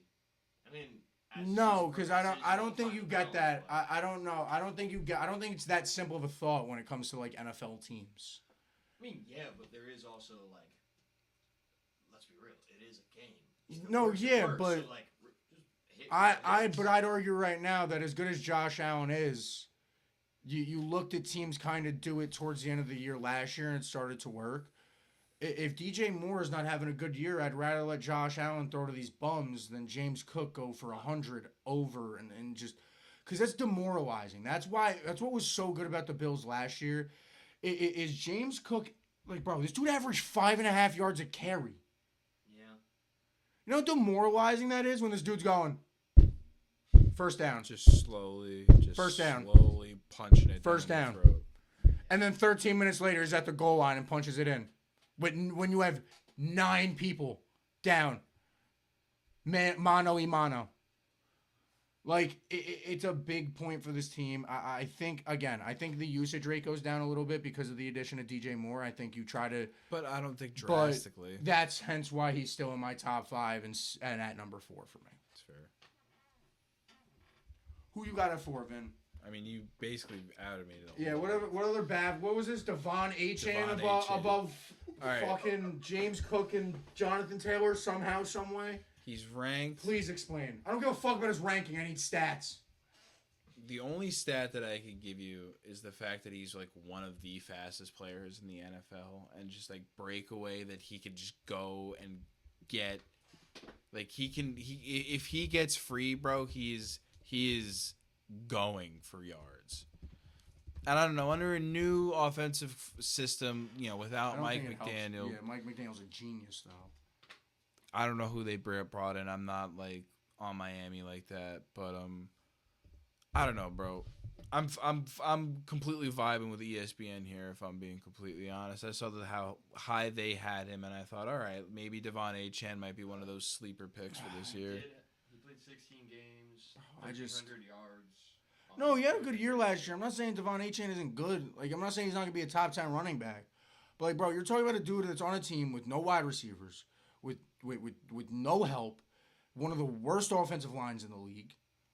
Like, you're just hoping Devon Achane gets in space. Sounds familiar, yeah. Like, you know, you're just hoping something happens, and it usually doesn't end up well. Well, you're right. But you never know. Don't, like... I don't know. I have hope for Devon Achane. Matt, what about you? Who's your 4? I had Genty. Okay. So, yeah. I think this could be not his year, but I think it could be a real good year to start, considering him when talking about good running backs. And I think when it comes to fantasy wise, what we kind of missed out of Ashton Genty last year was just the red zone production too. It's his second year, right? Yeah. Yeah. So I mean, like, it's either he's gonna hit his sophomore slump, or we're gonna see Ashton Genty. And I mean, who's the new coach down there in Vegas? Clint Kubiak. Not Clint. No, it is Clint. It is Clint Kubiak from the Seahawks. Yeah. Yeah. So it's like. That's but like it'll be interesting. Like I'm saying too, I'd love to see how Genty like on my point with the Raiders last year. He's ranked 7th, but you look at a team with the Raiders last year, like the team has gotten better, and I think when you look at the slump of what happened to Genty last year and why he didn't succeed necessarily was because of his red zone production. I think like the Raiders just weren't scoring touchdowns, so Genty couldn't score touchdowns. The Raiders weren't in the red zone. The Raiders don't score, yeah. I think you're going to see more red zone opportunities, which opens up Genty for a lot more rushes. Bro, Big Kirk. A lot more scoring out. I think we're going to see Kirko. Come on, Kirko Chains. Like I do. I think we're going to see a lot more scoring opportunities out of Ash and Genty. Yes, Logan. I agree. All right. Who's your number 3 running back? I don't know. What I do know is, Matt, I hate to break it to you. I just looked at the settings. You've been muted somehow. This whole time? I don't know. No, definitely not the whole time. But since I switched to Google Chrome like 4 minutes ago. Damn. We might have to run that back and check it. Who knows? I'll put closed captions to what you said. Ah, thank you. All right. If not, guys, it's a mystery. It's a mystery. Yeah, you'll never depending on what you guys missed, Matt has who's 5? 5. Just go through your list real quick again in case we missed it. Yeah, 5 was Taylor. And then 4 was Genty. Being better. 4 was Genty. Yeah. You sure his mic was muted? Yeah, I don't know how it was muted down here. That's great. It was muted on the OBS for some odd reason on the interface. I don't know if the wire maybe got it or something, like, you know what I mean? But number 3, let's go. Numero 3, Jonathan Taylor. All right, we don't have to go in depth. We basically already. Yeah, I mean, I have Saquon Barkley. Saquon. And it's mainly because of that. You're getting rid of that Kevin Patullo offense. I don't know who they brought in. Let me actually go look and see before I don't hate it. No, I don't hate it but either. It's Saquon Barkley. Think He's one of the most creative playmakers. When I broke backwards, hurdled somebody, like yeah, cool. He's guaranteed. I don't know, bro. I think he's guaranteed to get you points. Oh no, he'll definitely get you a good amount of points. I think Saquon in your top 10 is not something crazy. I have him at 6. Like, he was easily 6 for me. I think I bumped him down to 7. He was easily Sean Mannion. Yeah, Sean Mannion. Mannion. But yeah, he was easily 6 for me. I think Saquon's kind of that type of dude, like Vince said, that like he tends to. I feel like, at least from what I've learned about Saquon Barkley, is he tends to kind of lock in after a down year. You know, he had that one down year in New York. Next year, he was one of the best running backs in the league, and as long as he can stay healthy, ends up getting traded in the offseason. So like. Yeah, as long as Saquon Barkley could be healthy, I don't see a reason why you could argue he can't be a top 5 running back. Oh, yeah. I just think that a few of these dudes will produce better than him. Oh, yeah, 100%. That's fair. Man, who do you got at 3? Cook. So similar running back list is kind of all jumbled around. Not Vince's dumbass responses. Hey, bro. Did you say H-Han? Yeah, H-Han and Breece Hall, bro. You never know. You never know. But on that Breece note, Hall over Jonathan Taylor. Holy shit. That is. I get the favoritism, but like, come bro, on. You're insane. hey, bro, let a man live. Let a man live. I'm not trying to win fantasy. And I purposely wrote down a fake number 5 to see if you'd call me out. Well, for my wide receivers. Now I got to read off this list who my actual number 5 was. Who's your fake number 5? AJ Brown. That is a fake number 5. It's actually Justin Jefferson. I think AJ Brown's going to do a lot. Is going to be right outside the top 5. I'm going to be honest with you as a wide receiver. That's fair. I think he's definitely like an But honorable I think mention. Justin Jefferson is kind of being slept on a little bit this year. I think even with Kyler Murray, or 9, or whoever the hell his quarterback it's ends Kyler. up being. It's 100%. Yeah, but we Kyler. don't know what happens in October when MW4 comes out, Vin, okay? We have no clue. Excellent. For all we know, we get a double XP weekend, and Kyler Murray decides to throw 3 interceptions and run backwards. And here we are at 9 as a starter again. You're right. Right. But yeah, bro, Justin Jefferson, bro, that dude's just a playmaker. Like, that dude is unreal. And this is a dude that, like, fantasy-wise, has always finished towards the top. Sorry, I'm looking up his finishes, but he's always finished towards the top.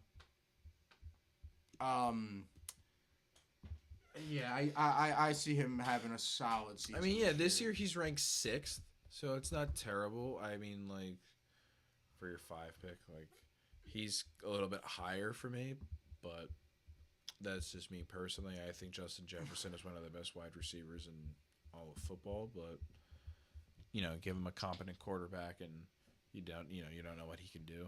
Kind of like, yeah, I mean, he finished as wide receiver 28 last year. Definitely had a down year, but I mean, this is a dude that we're talking about that had 1,600 yards, 18. Like, he just gets open, bro. He just gets open, and he's a good wide receiver. It's hard. Number 5 was a hard spot for me at wide receiver as well because you look at Justin Jefferson. It's an unstable quarterback position. You have to have the ball thrown for you. yes. AJ Brown to me is iffy. You know, you have a few other guys in there that ESPN has a top up here that I don't think. Like, I think Drake London, you're looking at the same situation as Justin Jefferson where, like, Drake London almost made my list. like, that's another dude who I kind of wanted to put on the list for his athletic ability and how good he is at his position, but the position that's throwing him the football I'm not as confident in. Yes, because I don't know how Tua or Penix Jr. are going to phase. You know, Nico Collins is out another down there. name who was injured last year who could have another huge year. So, but yeah, so I ended up squeezing in Justin Jefferson at 5. All right. I have Amon-Ra. I love Amon-Ra St. Brown. I really do. But I don't know. I just don't know how good the Lions are going to be this year. I really don't. Like, between him, Sam Laporta, who's on my tight end list, but we'll get into that in a little bit. But I don't know. The Lions have one of the hardest schedules in the league this year, if I'm not.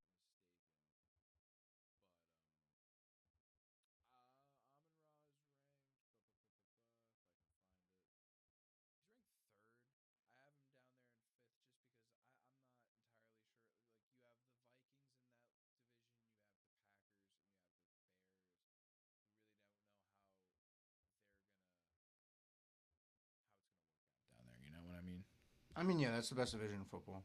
That, like, It's easily the best division in football, I think. and depending on how open Amon-Ra can get, you never know. Yeah. Yeah, I mean, Amon-Ra, I think, is a great choice at 5. I have him a little bit higher. Well, I'll talk about where I have him. I have him a little bit higher, but I think Amon-Ra is easily going to be a top 5. Yeah, I have Amon-Ra higher as well. But You got a 5. JSN. Really? I don't think the Seahawks are going to get anywhere close to where they were last year. I see a regression out of JSN this year as well. Not that so much JSN. I think Sam Darnold. That's what I would have said. I'm not sold on him. Yes, he did just win a Super Bowl. When I say a regression, I think you tend to see this just in general in players. More of I'll call it a hesitation step of progression, where JSN has finally hit his point where he took the leap from good to great. Yes. You know what I mean? He was a solid wide receiver. Now he's one of the best in the league. Yes. You know what I mean? So now defenses are not scheming for you. They're scheming around Against you. yeah. especially in an offense that now loses Kenneth Walker. You don't have Charbonnet for the first 5 weeks of the season. I mean, Matt, since you have him at 5, I'll transition right into it. I have him at 4. Yeah. Okay. So, like, for these same reasons that I think he's still going to be a stud. You know, he's still easily, more likely, you're not going to finish within the top 5 of PPR leagues. I think he's still going to get a ton of receptions. I think he's going to get a ton of yards as well. But I think when you look at that offense, you lost a lot of pieces after the Super Bowl victory with, you know, like I said, Charbonnet now being injured. You lost Kenneth Walker. It's kind of almost just the JSN and Sam Darnold show over there offensively. But that kind of drives up his... How long is that Sam Darnold show going to run, though? That's also the other thing. He did win a Super Bowl. Sam I'm not Darnold sold. ever going to burn out? Is this Sam Darnold train going to burn out sooner rather than later is the question. Can we say that it already... are we sure that it didn't already and we're just kind of riding out the flames of... Well, no, it obviously didn't. He's coming off a Super Bowl. Well, that's what I mean. Like, is he just going one and done? And he's just going to... But we can't say that. We've seen plenty of teams come off the Super Bowl and just be complete stinkers. But we can't see it. We can't say that until we've seen them play. You're right. As of right now, you have to say that he is as good as he was the last time we saw him on a football field. Right, That's what you have to. So speaking of somebody being the last time we saw them on a football field, my 4th pick is CeeDee Lamb. I think as long as CeeDee stays healthy throughout the entire season, as long as everything you were saying earlier with Dak Prescott, I just don't see how this Cowboys offense isn't a point getting machine. Yeah. Like, they should be one of the best, if not the best offense in football. I mean, I don't know if I want to go that high that quickly, but I don't know. I have CD at my 4th pick. I don't know. CD kind of ended up off my list. He ended up at 6. 9th. Yeah. On, what is this? The FP football, whatever ranking. Should actually ESPN has him pretty high. I'm pretty sure ESPN has him at 5. ESPN has him at 5. Yeah. I want to make sure. Yeah, I have CD right off my list. Just the reason being, I think the Cowboys' offense is just getting more complex, so usage rates are going to drop as much as you see him healthy and this and that. That's fair. Especially with I just the think breakout you have, we saw in George yeah, Pickens. I think you just have more mouths to feed. Yep. In Dallas, where I don't George necessarily... Pickens almost made my list. Like, I had a fight between either him or CD, and I just didn't... That alone... didn't know who to... That argument alone is why I would put neither of them in my top 5, is because Dak and the offensive coordinators and everybody there is to having that same dilemma. Who do I feed? So I think both these guys are going to get open, but you have mouths to feed there. I think, again, like I said, you have Javonte Williams in the backfield as well, who had a very good ending of the season last year, who you have to feed him in the backfield now that the O-line has taken a small step up. You're going to have to – you have a lot of mouths to feed there in Dallas. Yeah. It is just that's why the reason why I had CD Lamb sitting slightly outside my top 6. Who do you got, Matt? Amon-Ra. Amon-Ra is at your 4? Yeah. All right. I thought you said Amon-Ra at 5. No, I had JSN at 5. Oh, yeah, you're right. You sure he's not muted? Yeah, I'm sure. All right, I'm just making sure. I want to make sure. Yeah, no, I like them. I don't know. What's their ranking for hardest schedule? They're up there, aren't they? Check. The Lions, I don't remember what their schedule's ranked off the top of my head. Yeah. I want to say it's middle of the pack, but I could be very wrong. They have one of the easiest schedules. Oh, really? Oh, yeah, no, they have like the third easiest. Now that I remember it. 6? 6th easiest. Yeah, no, because that's why I thought they were going to have I remember now, when we did our division predictions, I went through their schedule. Yeah. And that's why I thought they were going to win. I think they're going to win the NFC North this year. I mean, there's a fat chance. Yeah. I like them, but I don't know. I'm always hesitant. Matt, you're good at transitioning for me. I really appreciate this out of you, bud, because my number 3 is Amon-Ra. Yeah. For the exact reasons that I'm talking about. I think the Lions took a step back last year because they had such a tough schedule. I think you look at a team with Jared Goff, that was Jahmyr also Gibbs. Their first year without both Aaron Glenn and Ben Johnson. Yeah. Right? Like, so that's also like an again, adjustment. a new system adjustment. Yeah. And bro, Amon-Ra is a dog, and God does Jared Goff love feeding him. Like, I just have to say, it's so clearly Jared Goff every time he drops back is finding Amon-Ra somewhere. It feels like similar to who's going to be number 2 on my list, and we'll get to him when I get to him, but like, oh my God, that dude's not on your list either, Vin. Oh my God, I'm going to bug out on you in a second. Oh my God, Vin. Oh my God. Stop looking at my list. No, bro. we'll get there when I say my number 2.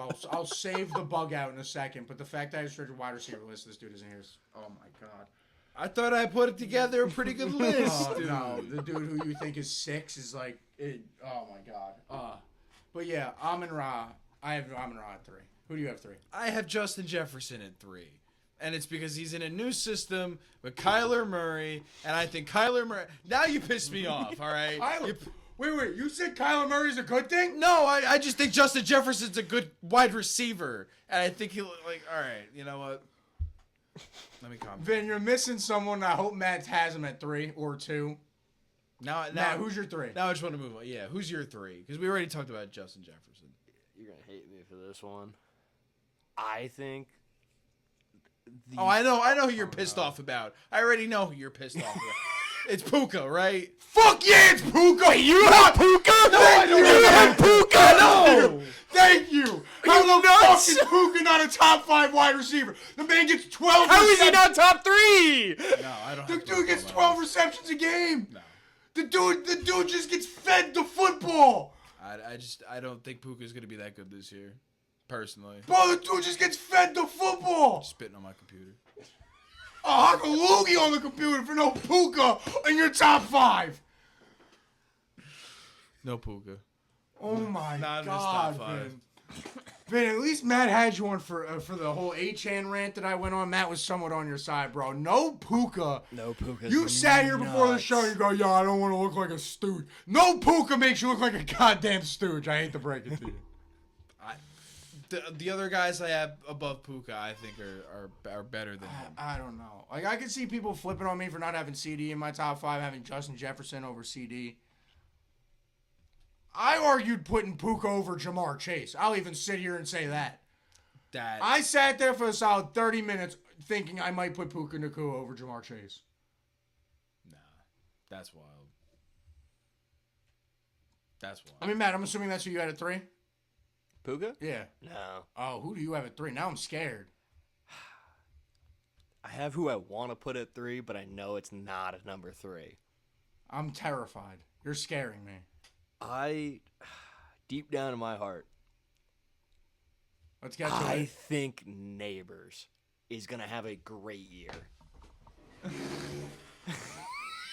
Sit down, big ass. And you clown my ass! You don't have Puka! I said Neighbors! He has Puka at 2! That's what I said I want him to be my 3. Who's your 3 then?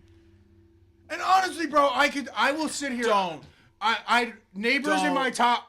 Neighbors in his top 5 is not as crazy as Puka out of the top 5. It's not even close as to as crazy. It is not even close to as crazy as no Puka. Who's your 3rd? My official 3rd, I'm going to go Justin Jefferson. Like, I could see him just being a dog, but I argued putting Neighbors at 5. Dude, I think Neighbors could be really good this year. Neighbors stays healthy, he's the. Bro, I got a lot of faith out of Dart. He was going to be nothing like he was beforehand, bro. Yo, you want to bet on this? I'm gonna bring. I can't wait to bring this clip up. Where's my wallet? I'll put 40 on it right now. Yo, I will bring this clip up by the end of the year. Absolutely nothing like. Neighbors is having 1,000 yards this year. Shake on it right now. Neighbors is having 1,000 yards. I'm not shaking on that. Because who else do the Giants have to target other than Malik Neighbors when he's back? OBJ. Okay. He's back. All right, now I'm just all right.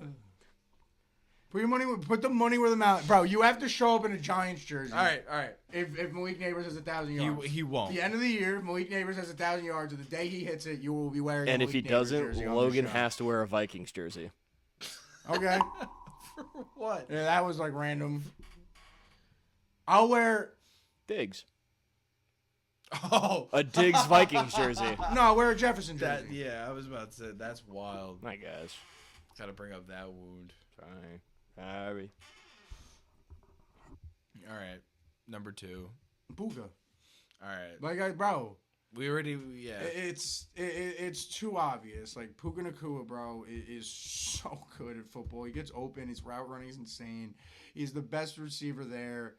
I mean, bro, dude just gets fed the football.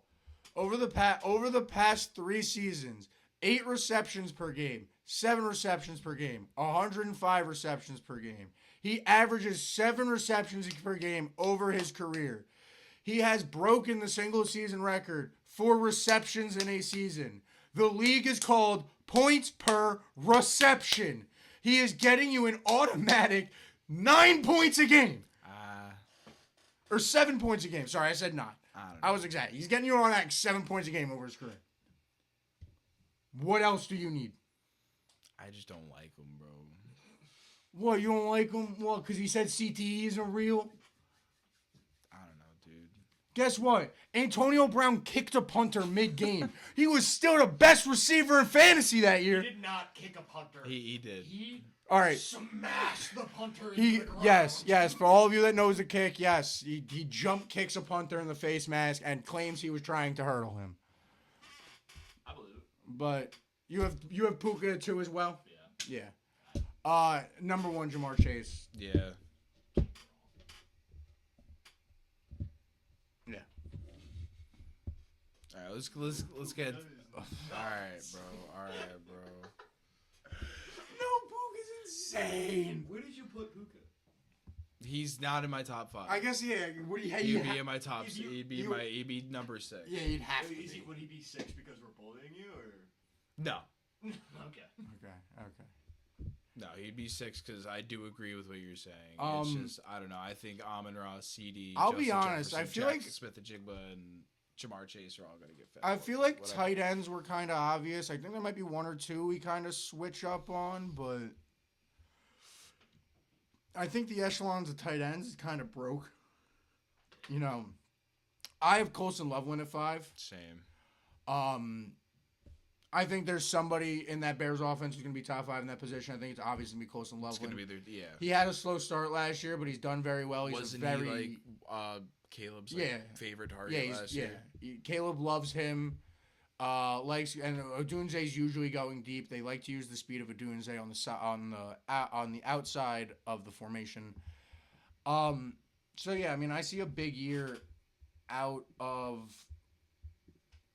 Loveland this year. What about you, Matt? Who do you have at 5 for your tight end position? I'm gonna go with Kelsey. Like I don't expect much, but he is always Travis like a solid Kelce. choice. You're not. You're basing. wrong. I assuming you're just basing the pick off history. It's the. I don't hate him. Yeah. To be like a safe. I mean, I think he's gonna get you a consistent. I think 4 and 5 was a little difficult for tight end. I think it was kind of your top 3 tight ends, and then 4 and 5 is. I mean, he's ranked 10th. Yeah, like for ESPN. Could he be the worst tight end? Sure, but I do think he could be up there with the good ones. But that's fair. Who do you have for number 4, Logan? I have Kittle. Really? Yeah. Okay. Again, it's kind of the Dak Prescott reasoning, where Kittle healthy is usually a top 5 tight end. It's just whether he stays healthy. Usually healthy, yeah. Like that's the question with Kittle. Is coming off. If Kittle didn't he break his ankle last year? If Kittle, it was some sort of ankle injury. I don't remember the exact diagnosis off the top of my head, if I'm going to be honest. But Kittle, again, it's that type of dude where if he stays healthy, I think it's a great draft pick, especially if one of these top 3 dudes is not there. But yeah. He's definitely that good. Like, all right, like, backup. I would agree with that. oh no. Do you? All right, bro. Like, Logan just hates my entire list. Stooge. You're a stooge, bro. For number 4, I have Tucker Kraft. No, I don't hate that. I will be honest there. I don't hate that. I think Tucker Kraft is solid. Right. There's somebody missing from your list yet again. Okay. Yet again. I I hope you just forgot about this. Just coming off the injury, I think Tucker Kraft's going to be a lot better than he was this year. He's and I kind of like Jordan. Jordan Love favorites him a lot. So. Oh, Jordan Love loves him as a target. He's Jordan Love's favorite target in camp. Usually throughout camp, he was last year. He's one. I think Tucker Kraft could easily be a top 5 tight end. I completely. I had him right outside of my top 5, but. Would it surprise me if he ended the season, if he's able to stay healthy as a top 5 tight end? Not at all. No. I think he's one of the better tight ends of the league. Who'd you have a 4 over there? I love him. Who'd you have a 5? Oh, you had Kelsey a 5. You have Loveland a 4? Okay. I don't hate that. Yeah, I don't hate that. I don't know. All right. This is the dude I have number 3. Vin, I snuck ahead. I know he's not on your list. This isn't the one I'm baffled isn't on your list, though. It's my number 2 guy. This guy I could see being around 6 for certain people. I think he's better than Colston Loveland, though, when we're talking about the young tight ends. Tyler Warren.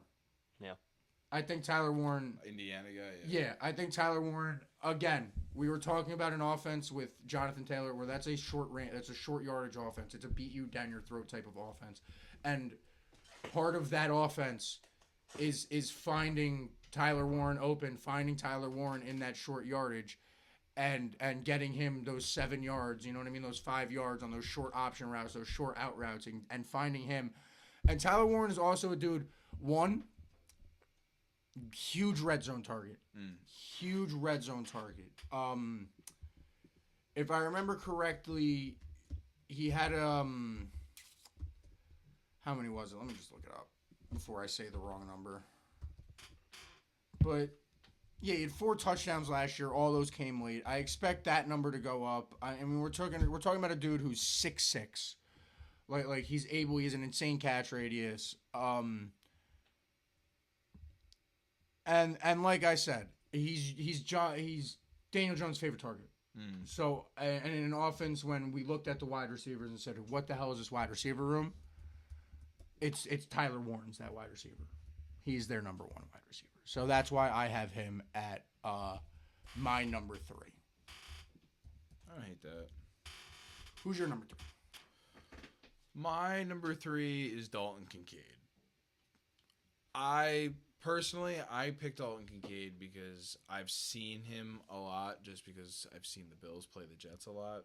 But going over his past 3 years, I mean, 42 yards per game in 2023, 34 yards per game in 24, 47 yards per game in 25. In tight end rankings, Kincaid is 12th. But I genuinely I don't think he's that bad. He's not I understand. I already know what you like.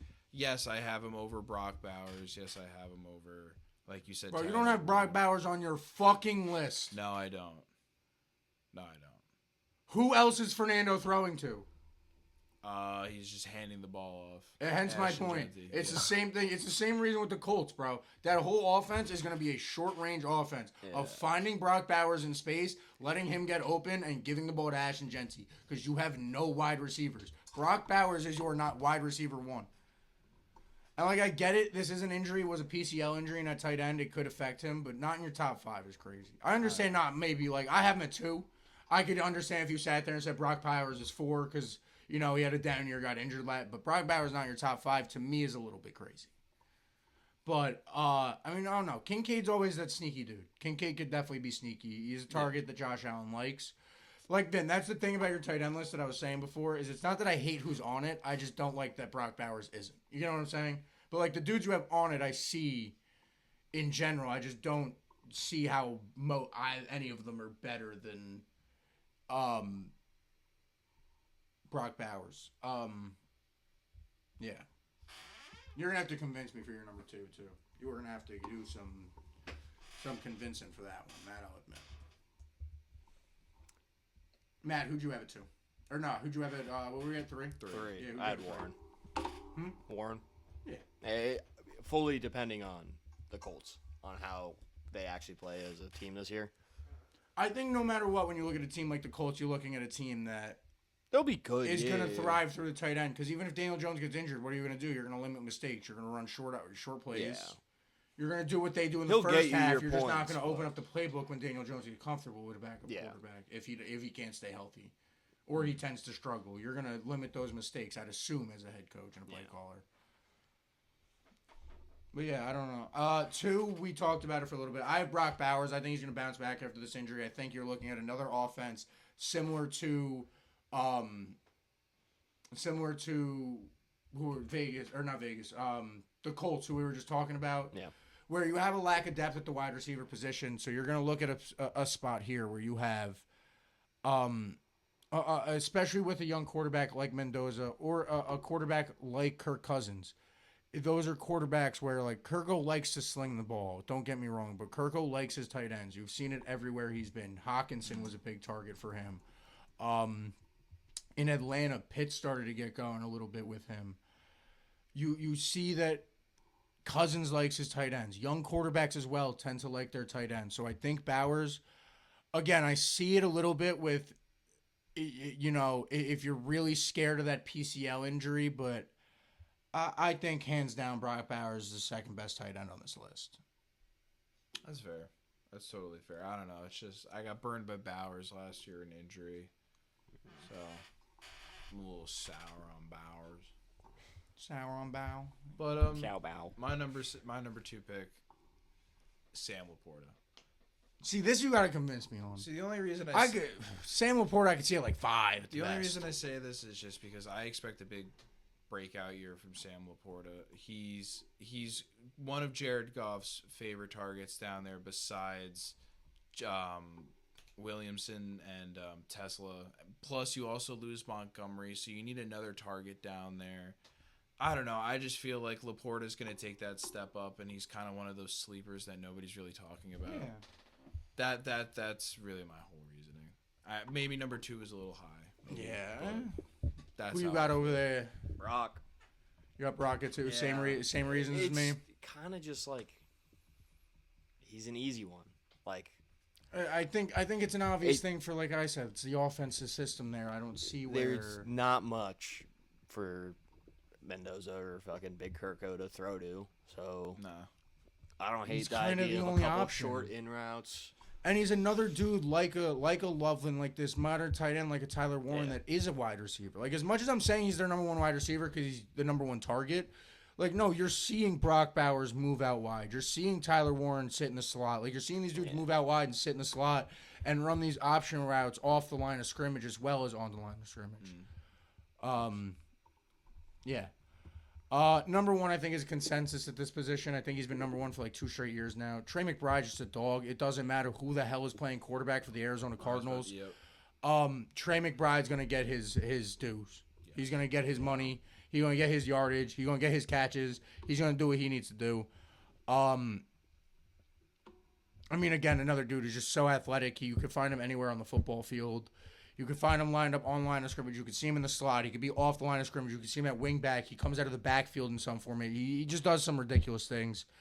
So, yeah, I think Trey McBride is probably your tight end 1. You can maybe even see him going in the 2nd round of some drafts, if I'm not going to lie. Which, I mean, for the type of talent he is, I don't disagree with you. I mean, I think you could see him coming out of that. Yeah. Within the 2nd round in the some of type these drafts. Snag him now and don't look back. Yeah, no, I agree with you. Basically, for all the reasons you said. He's my number 1 as well. Damn, what an episode, boys. How long have we been going for? We're going for a minute, boys. Almost 2 Jeez. I think it's over 2 hours. No, we had 140 for the timestamp check. Mm. So I mean, realistically, guys, we're going to be honest. I'm being honest to the fans, too. Expect more of these longer episodes. This is kind of how a podcast should be. The 1 hour was a little short. True. I think now we've all gotten used to each other, gotten used to the mics a little bit. This has become... It's longer because there's more conversation. We have fun here. It's my first time on this mic. We enjoy. You know what I mean? We have fun here. We have fun. Oh my god, he can't stop yawning, bro. I'm sorry. I don't know. What bro. do we want to move on? Get a little pick me up, bro. Go to the bathroom. Take a quick, real quick, man. Whoa, what are you talking about? Do have to piss like a racehorse. Yeah, I'd fucking come back. Hey guys, how we doing? Munching at the table. Bro, who knows? I mean, yeah. So those are our top fives for the main positions. I mean, yeah, going through positionally, we don't have to pick one from any position, but like, we could kind of just make this a little more conversational as we start to wrap up the episode. Who are some dudes that maybe, you know, aren't top 5, top 10 dudes that you guys see really taking that next step, at least fantasy-wise, and maybe having a big boom of a year, or vice versa? Some of those dudes who are in the top 5, top 10 that we can see really take a decline and maybe might not be as good as we expect this next upcoming season. What do we got? In my opinion, so one of the players that I think that it's going to have a boom, and again, you can call it favoritism all you want. I think Garrett Wilson's going to be up there, mainly just because he's coming back healthy. The whole new spiel where it's new offensive coordinator, new system, how is he going to operate? He has a new quarterback in Geno Smith, but you know that Geno Smith is going to favorite Garrett. You know that he's going to get those touches, he's going to get those receptions, he's going to get those yards. And Garrett Wilson strives on, like, for the past couple, I mean, I don't know how long he's been in the league for, 4 years, 5 years now. He's had 1,000-yard seasons except for last year where he was hurt for basically the entire year. I expect a big step up from Garrett Wilson. Will it happen? Who knows? It's the Jets. Can't really expect much from them, but I do expect a lot from Garrett. Funny you bring up the Jets. I do have a boom on the Jets, so I'll just bring it up. And this is one of my rookies who I think is going to be great. I know we skipped over our top 5 rookies because I think that list is kind of just... Let's be honest, it's Jeremiah Love, Carnell Tate, and everyone else. So we could kind of skip over it. Basically. Jordan Tyson. But on that, I do think in the Jets offense, we've been hearing it a lot in camp. Kenyon Sadiq is going to be huge for this team. I hope so. I have him. And I went back and looked at it, right? Last year in Vegas... Obviously, he was injured, but you saw Brock Bowers be a huge target for Geno Smith, right? Noah Fant, right? Under his years in Seattle, somebody who's not big, you know, but was their main tight end, had... two of his best seasons over the past 5 years under Geno Smith. He was targeted, especially in 2023, he was targeted over 52 times. Like, Geno Smith likes his tight ends. It's been proven. It has been proven that Geno Smith likes his tight ends.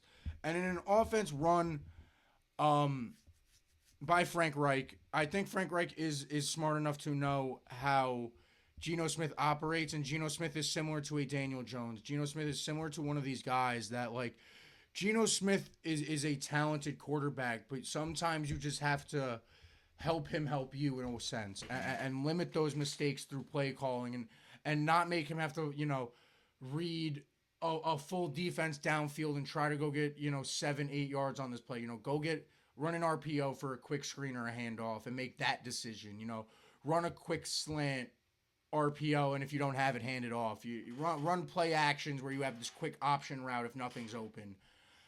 And I think a lot of those end up in the hands of the tight end, like a Kenyon Sadiq. So I think Kenyon Sadiq is a name that if you can sneak him in later rounds on your bench, I think that'd be a huge pickup for your fantasy teams. Definitely. I have agree. Sadiq as a boom. I do like him. I watched him a little bit when he was at Oregon. He was pretty nasty. He was a stud at Oregon. Yeah. Sadiq the Freak, they called him. So, like... He's the fucking Jets. Huge too. I have it right here. He's like what is he, like 6'7" or something? Like 6'3", 241. He's only 6'3". Yeah. Damn. Yeah, damn. A little shorter than I thought. Football throws me off sometimes. I'm used to basketball heights when I think about heights. Yeah, it's fair. You know, you think about it, bro. It's crazy. 6'8". All I have to say is this comparison will blow your mind. Myles Garrett and Russell Westbrook are the same height and size. What? Yeah. Wow. Yeah. Look it up. Look it up right now. I don't know if they're exactly the same weight, but they are similar weights and they're the same height. If I can spell, Jesus. We got Matt over there looking up. I'm dead serious, bro. Football throws you off because they look so big. Like, basketball players are actually just big as fuck. Like, for no reason. He's 6'4". Who, Russ, right? Yeah, I think Myles Garrett. Myles Garrett might even be shorter than him. Myles Garrett might be 6'3". Myles Garrett is 6'4". 272 though.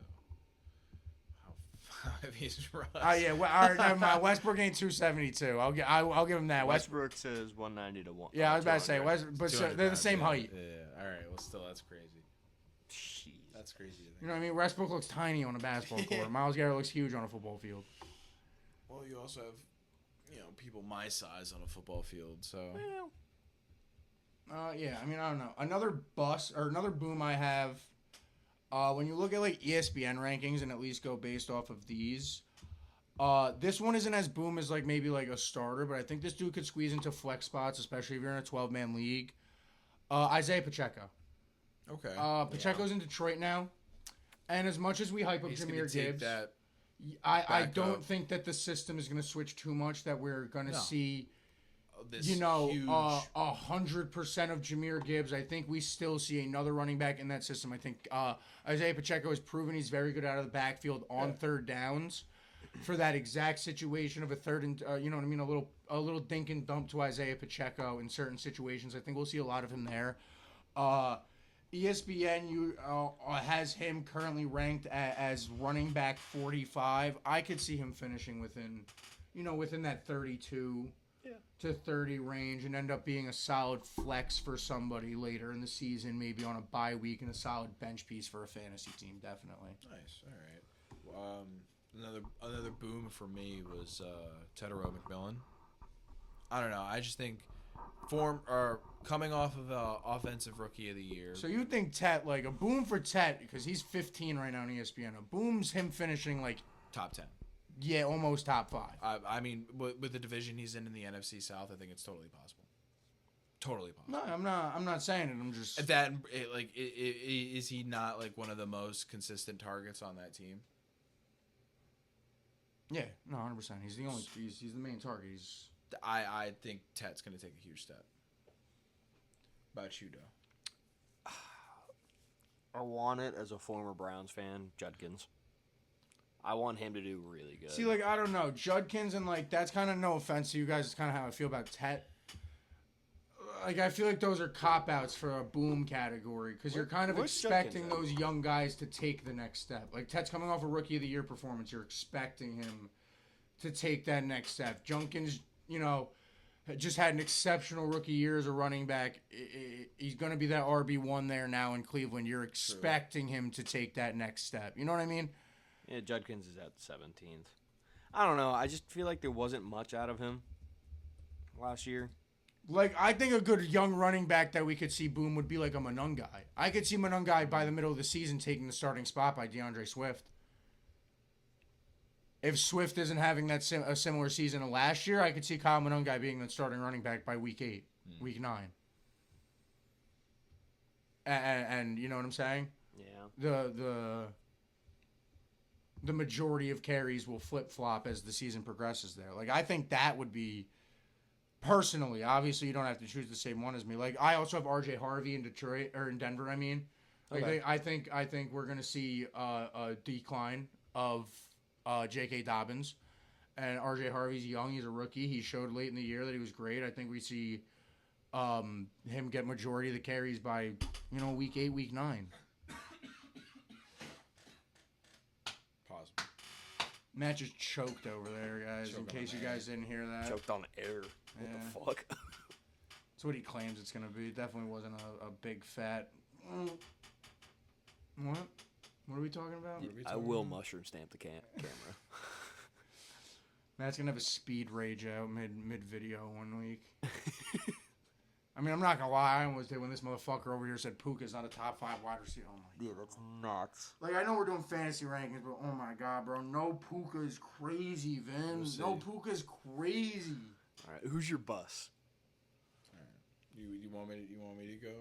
I don't care. You can start if you have it off top. If you already have one. One of my busts, I think, especially one of the guys I think you should avoid this year, Christian McCaffrey. I don't trust him personally, especially when it's just like everybody else. Everybody else get in it, the but Niners is dropping like flies. He's still gonna go. I'm more in the boat of Matt. The fact that he's gonna get so much more of this workload because of how little is on this team, and then the fact that you have to realize Christian McCaffrey is hurt every other year. He was healthy last year. I feel like he's going to be hurt this year. Yeah. Okay. I just feel like he's one of those players to avoid in that sense of he really is just kind of a crapshoot. You don't know what Christian McCaffrey you're getting. My bust is more based off the ESPN rankings and a lot of people's this guy's ADP stuff like that. And kill me, Giants fans. It's Jackson Dart. I don't hate that. I don't see him as a top 10 fantasy quarterback. Yeah, he was ranked very high, and I didn't agree his with that. ADP is around the 70s. I think this is a dude you should be drafting as a backup quarterback, if not drafting at all. Yes. I don't think this is a dude that even in later rounds that you should be drafting vibes. as your starting quarterback at all in fantasy drafts. I know I fought with Vin about him at 5 earlier, but I'm taking Trevor Lawrence, Dak Prescott, Bo Nix, Brock Purdy, Matt Stafford, Caleb Williams, Justin Herbert, Patrick Mahomes. I'm taking those 8 players fantasy-wise over Jackson Dart personally. That's fair. It's just how I genuinely feel. And even some of these dudes who they got way down on this list, like I think Jordan Love at 22 is insane. I'd argue drafting Jordan Love over Jackson Dart. Ooh. I think that's probably where I stop reading these names. I think it's because I could argue Baker. I could argue drafting Baker over Jackson Dart going into this next season. That's fair. I just don't see where Jackson Dart is the 7th best fantasy quarterback this season. I think it's a lot of hype for what he can be, and it's also the fact that they added John Harbaugh as their coach and Matt Nagy as their offensive I think the coordinator. John Harbaugh thing supports it more just because we saw what he could do with Lamar, and Jackson Dart is athletic. Yes. Yeah. So if we start to see that side of Jackson Dart, then I could see type of quarterback. me eating my tongue. Oh yeah. Possibly. Wait till you hear mine.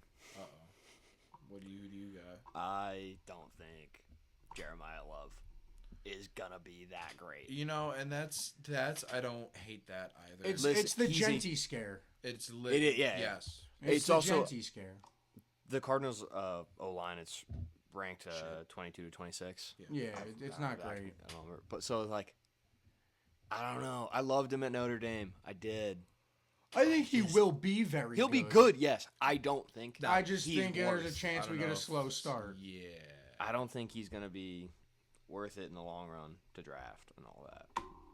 I mean, yeah, I think like I do like him. It's just I saw a video of him trying to run during I think it was OTAs. Not good. Wow. It was OTAs and the O-line looked like it gave up. Well, I mean, that is a part of OTAs, though. You can't, Yeah. But, no, I understand what you mean. But he was sidestepping every 30 millimeters. He had to. Like, the O-line just didn't look good. Maybe it was a defensive drill, but it didn't look like it for him. I don't know.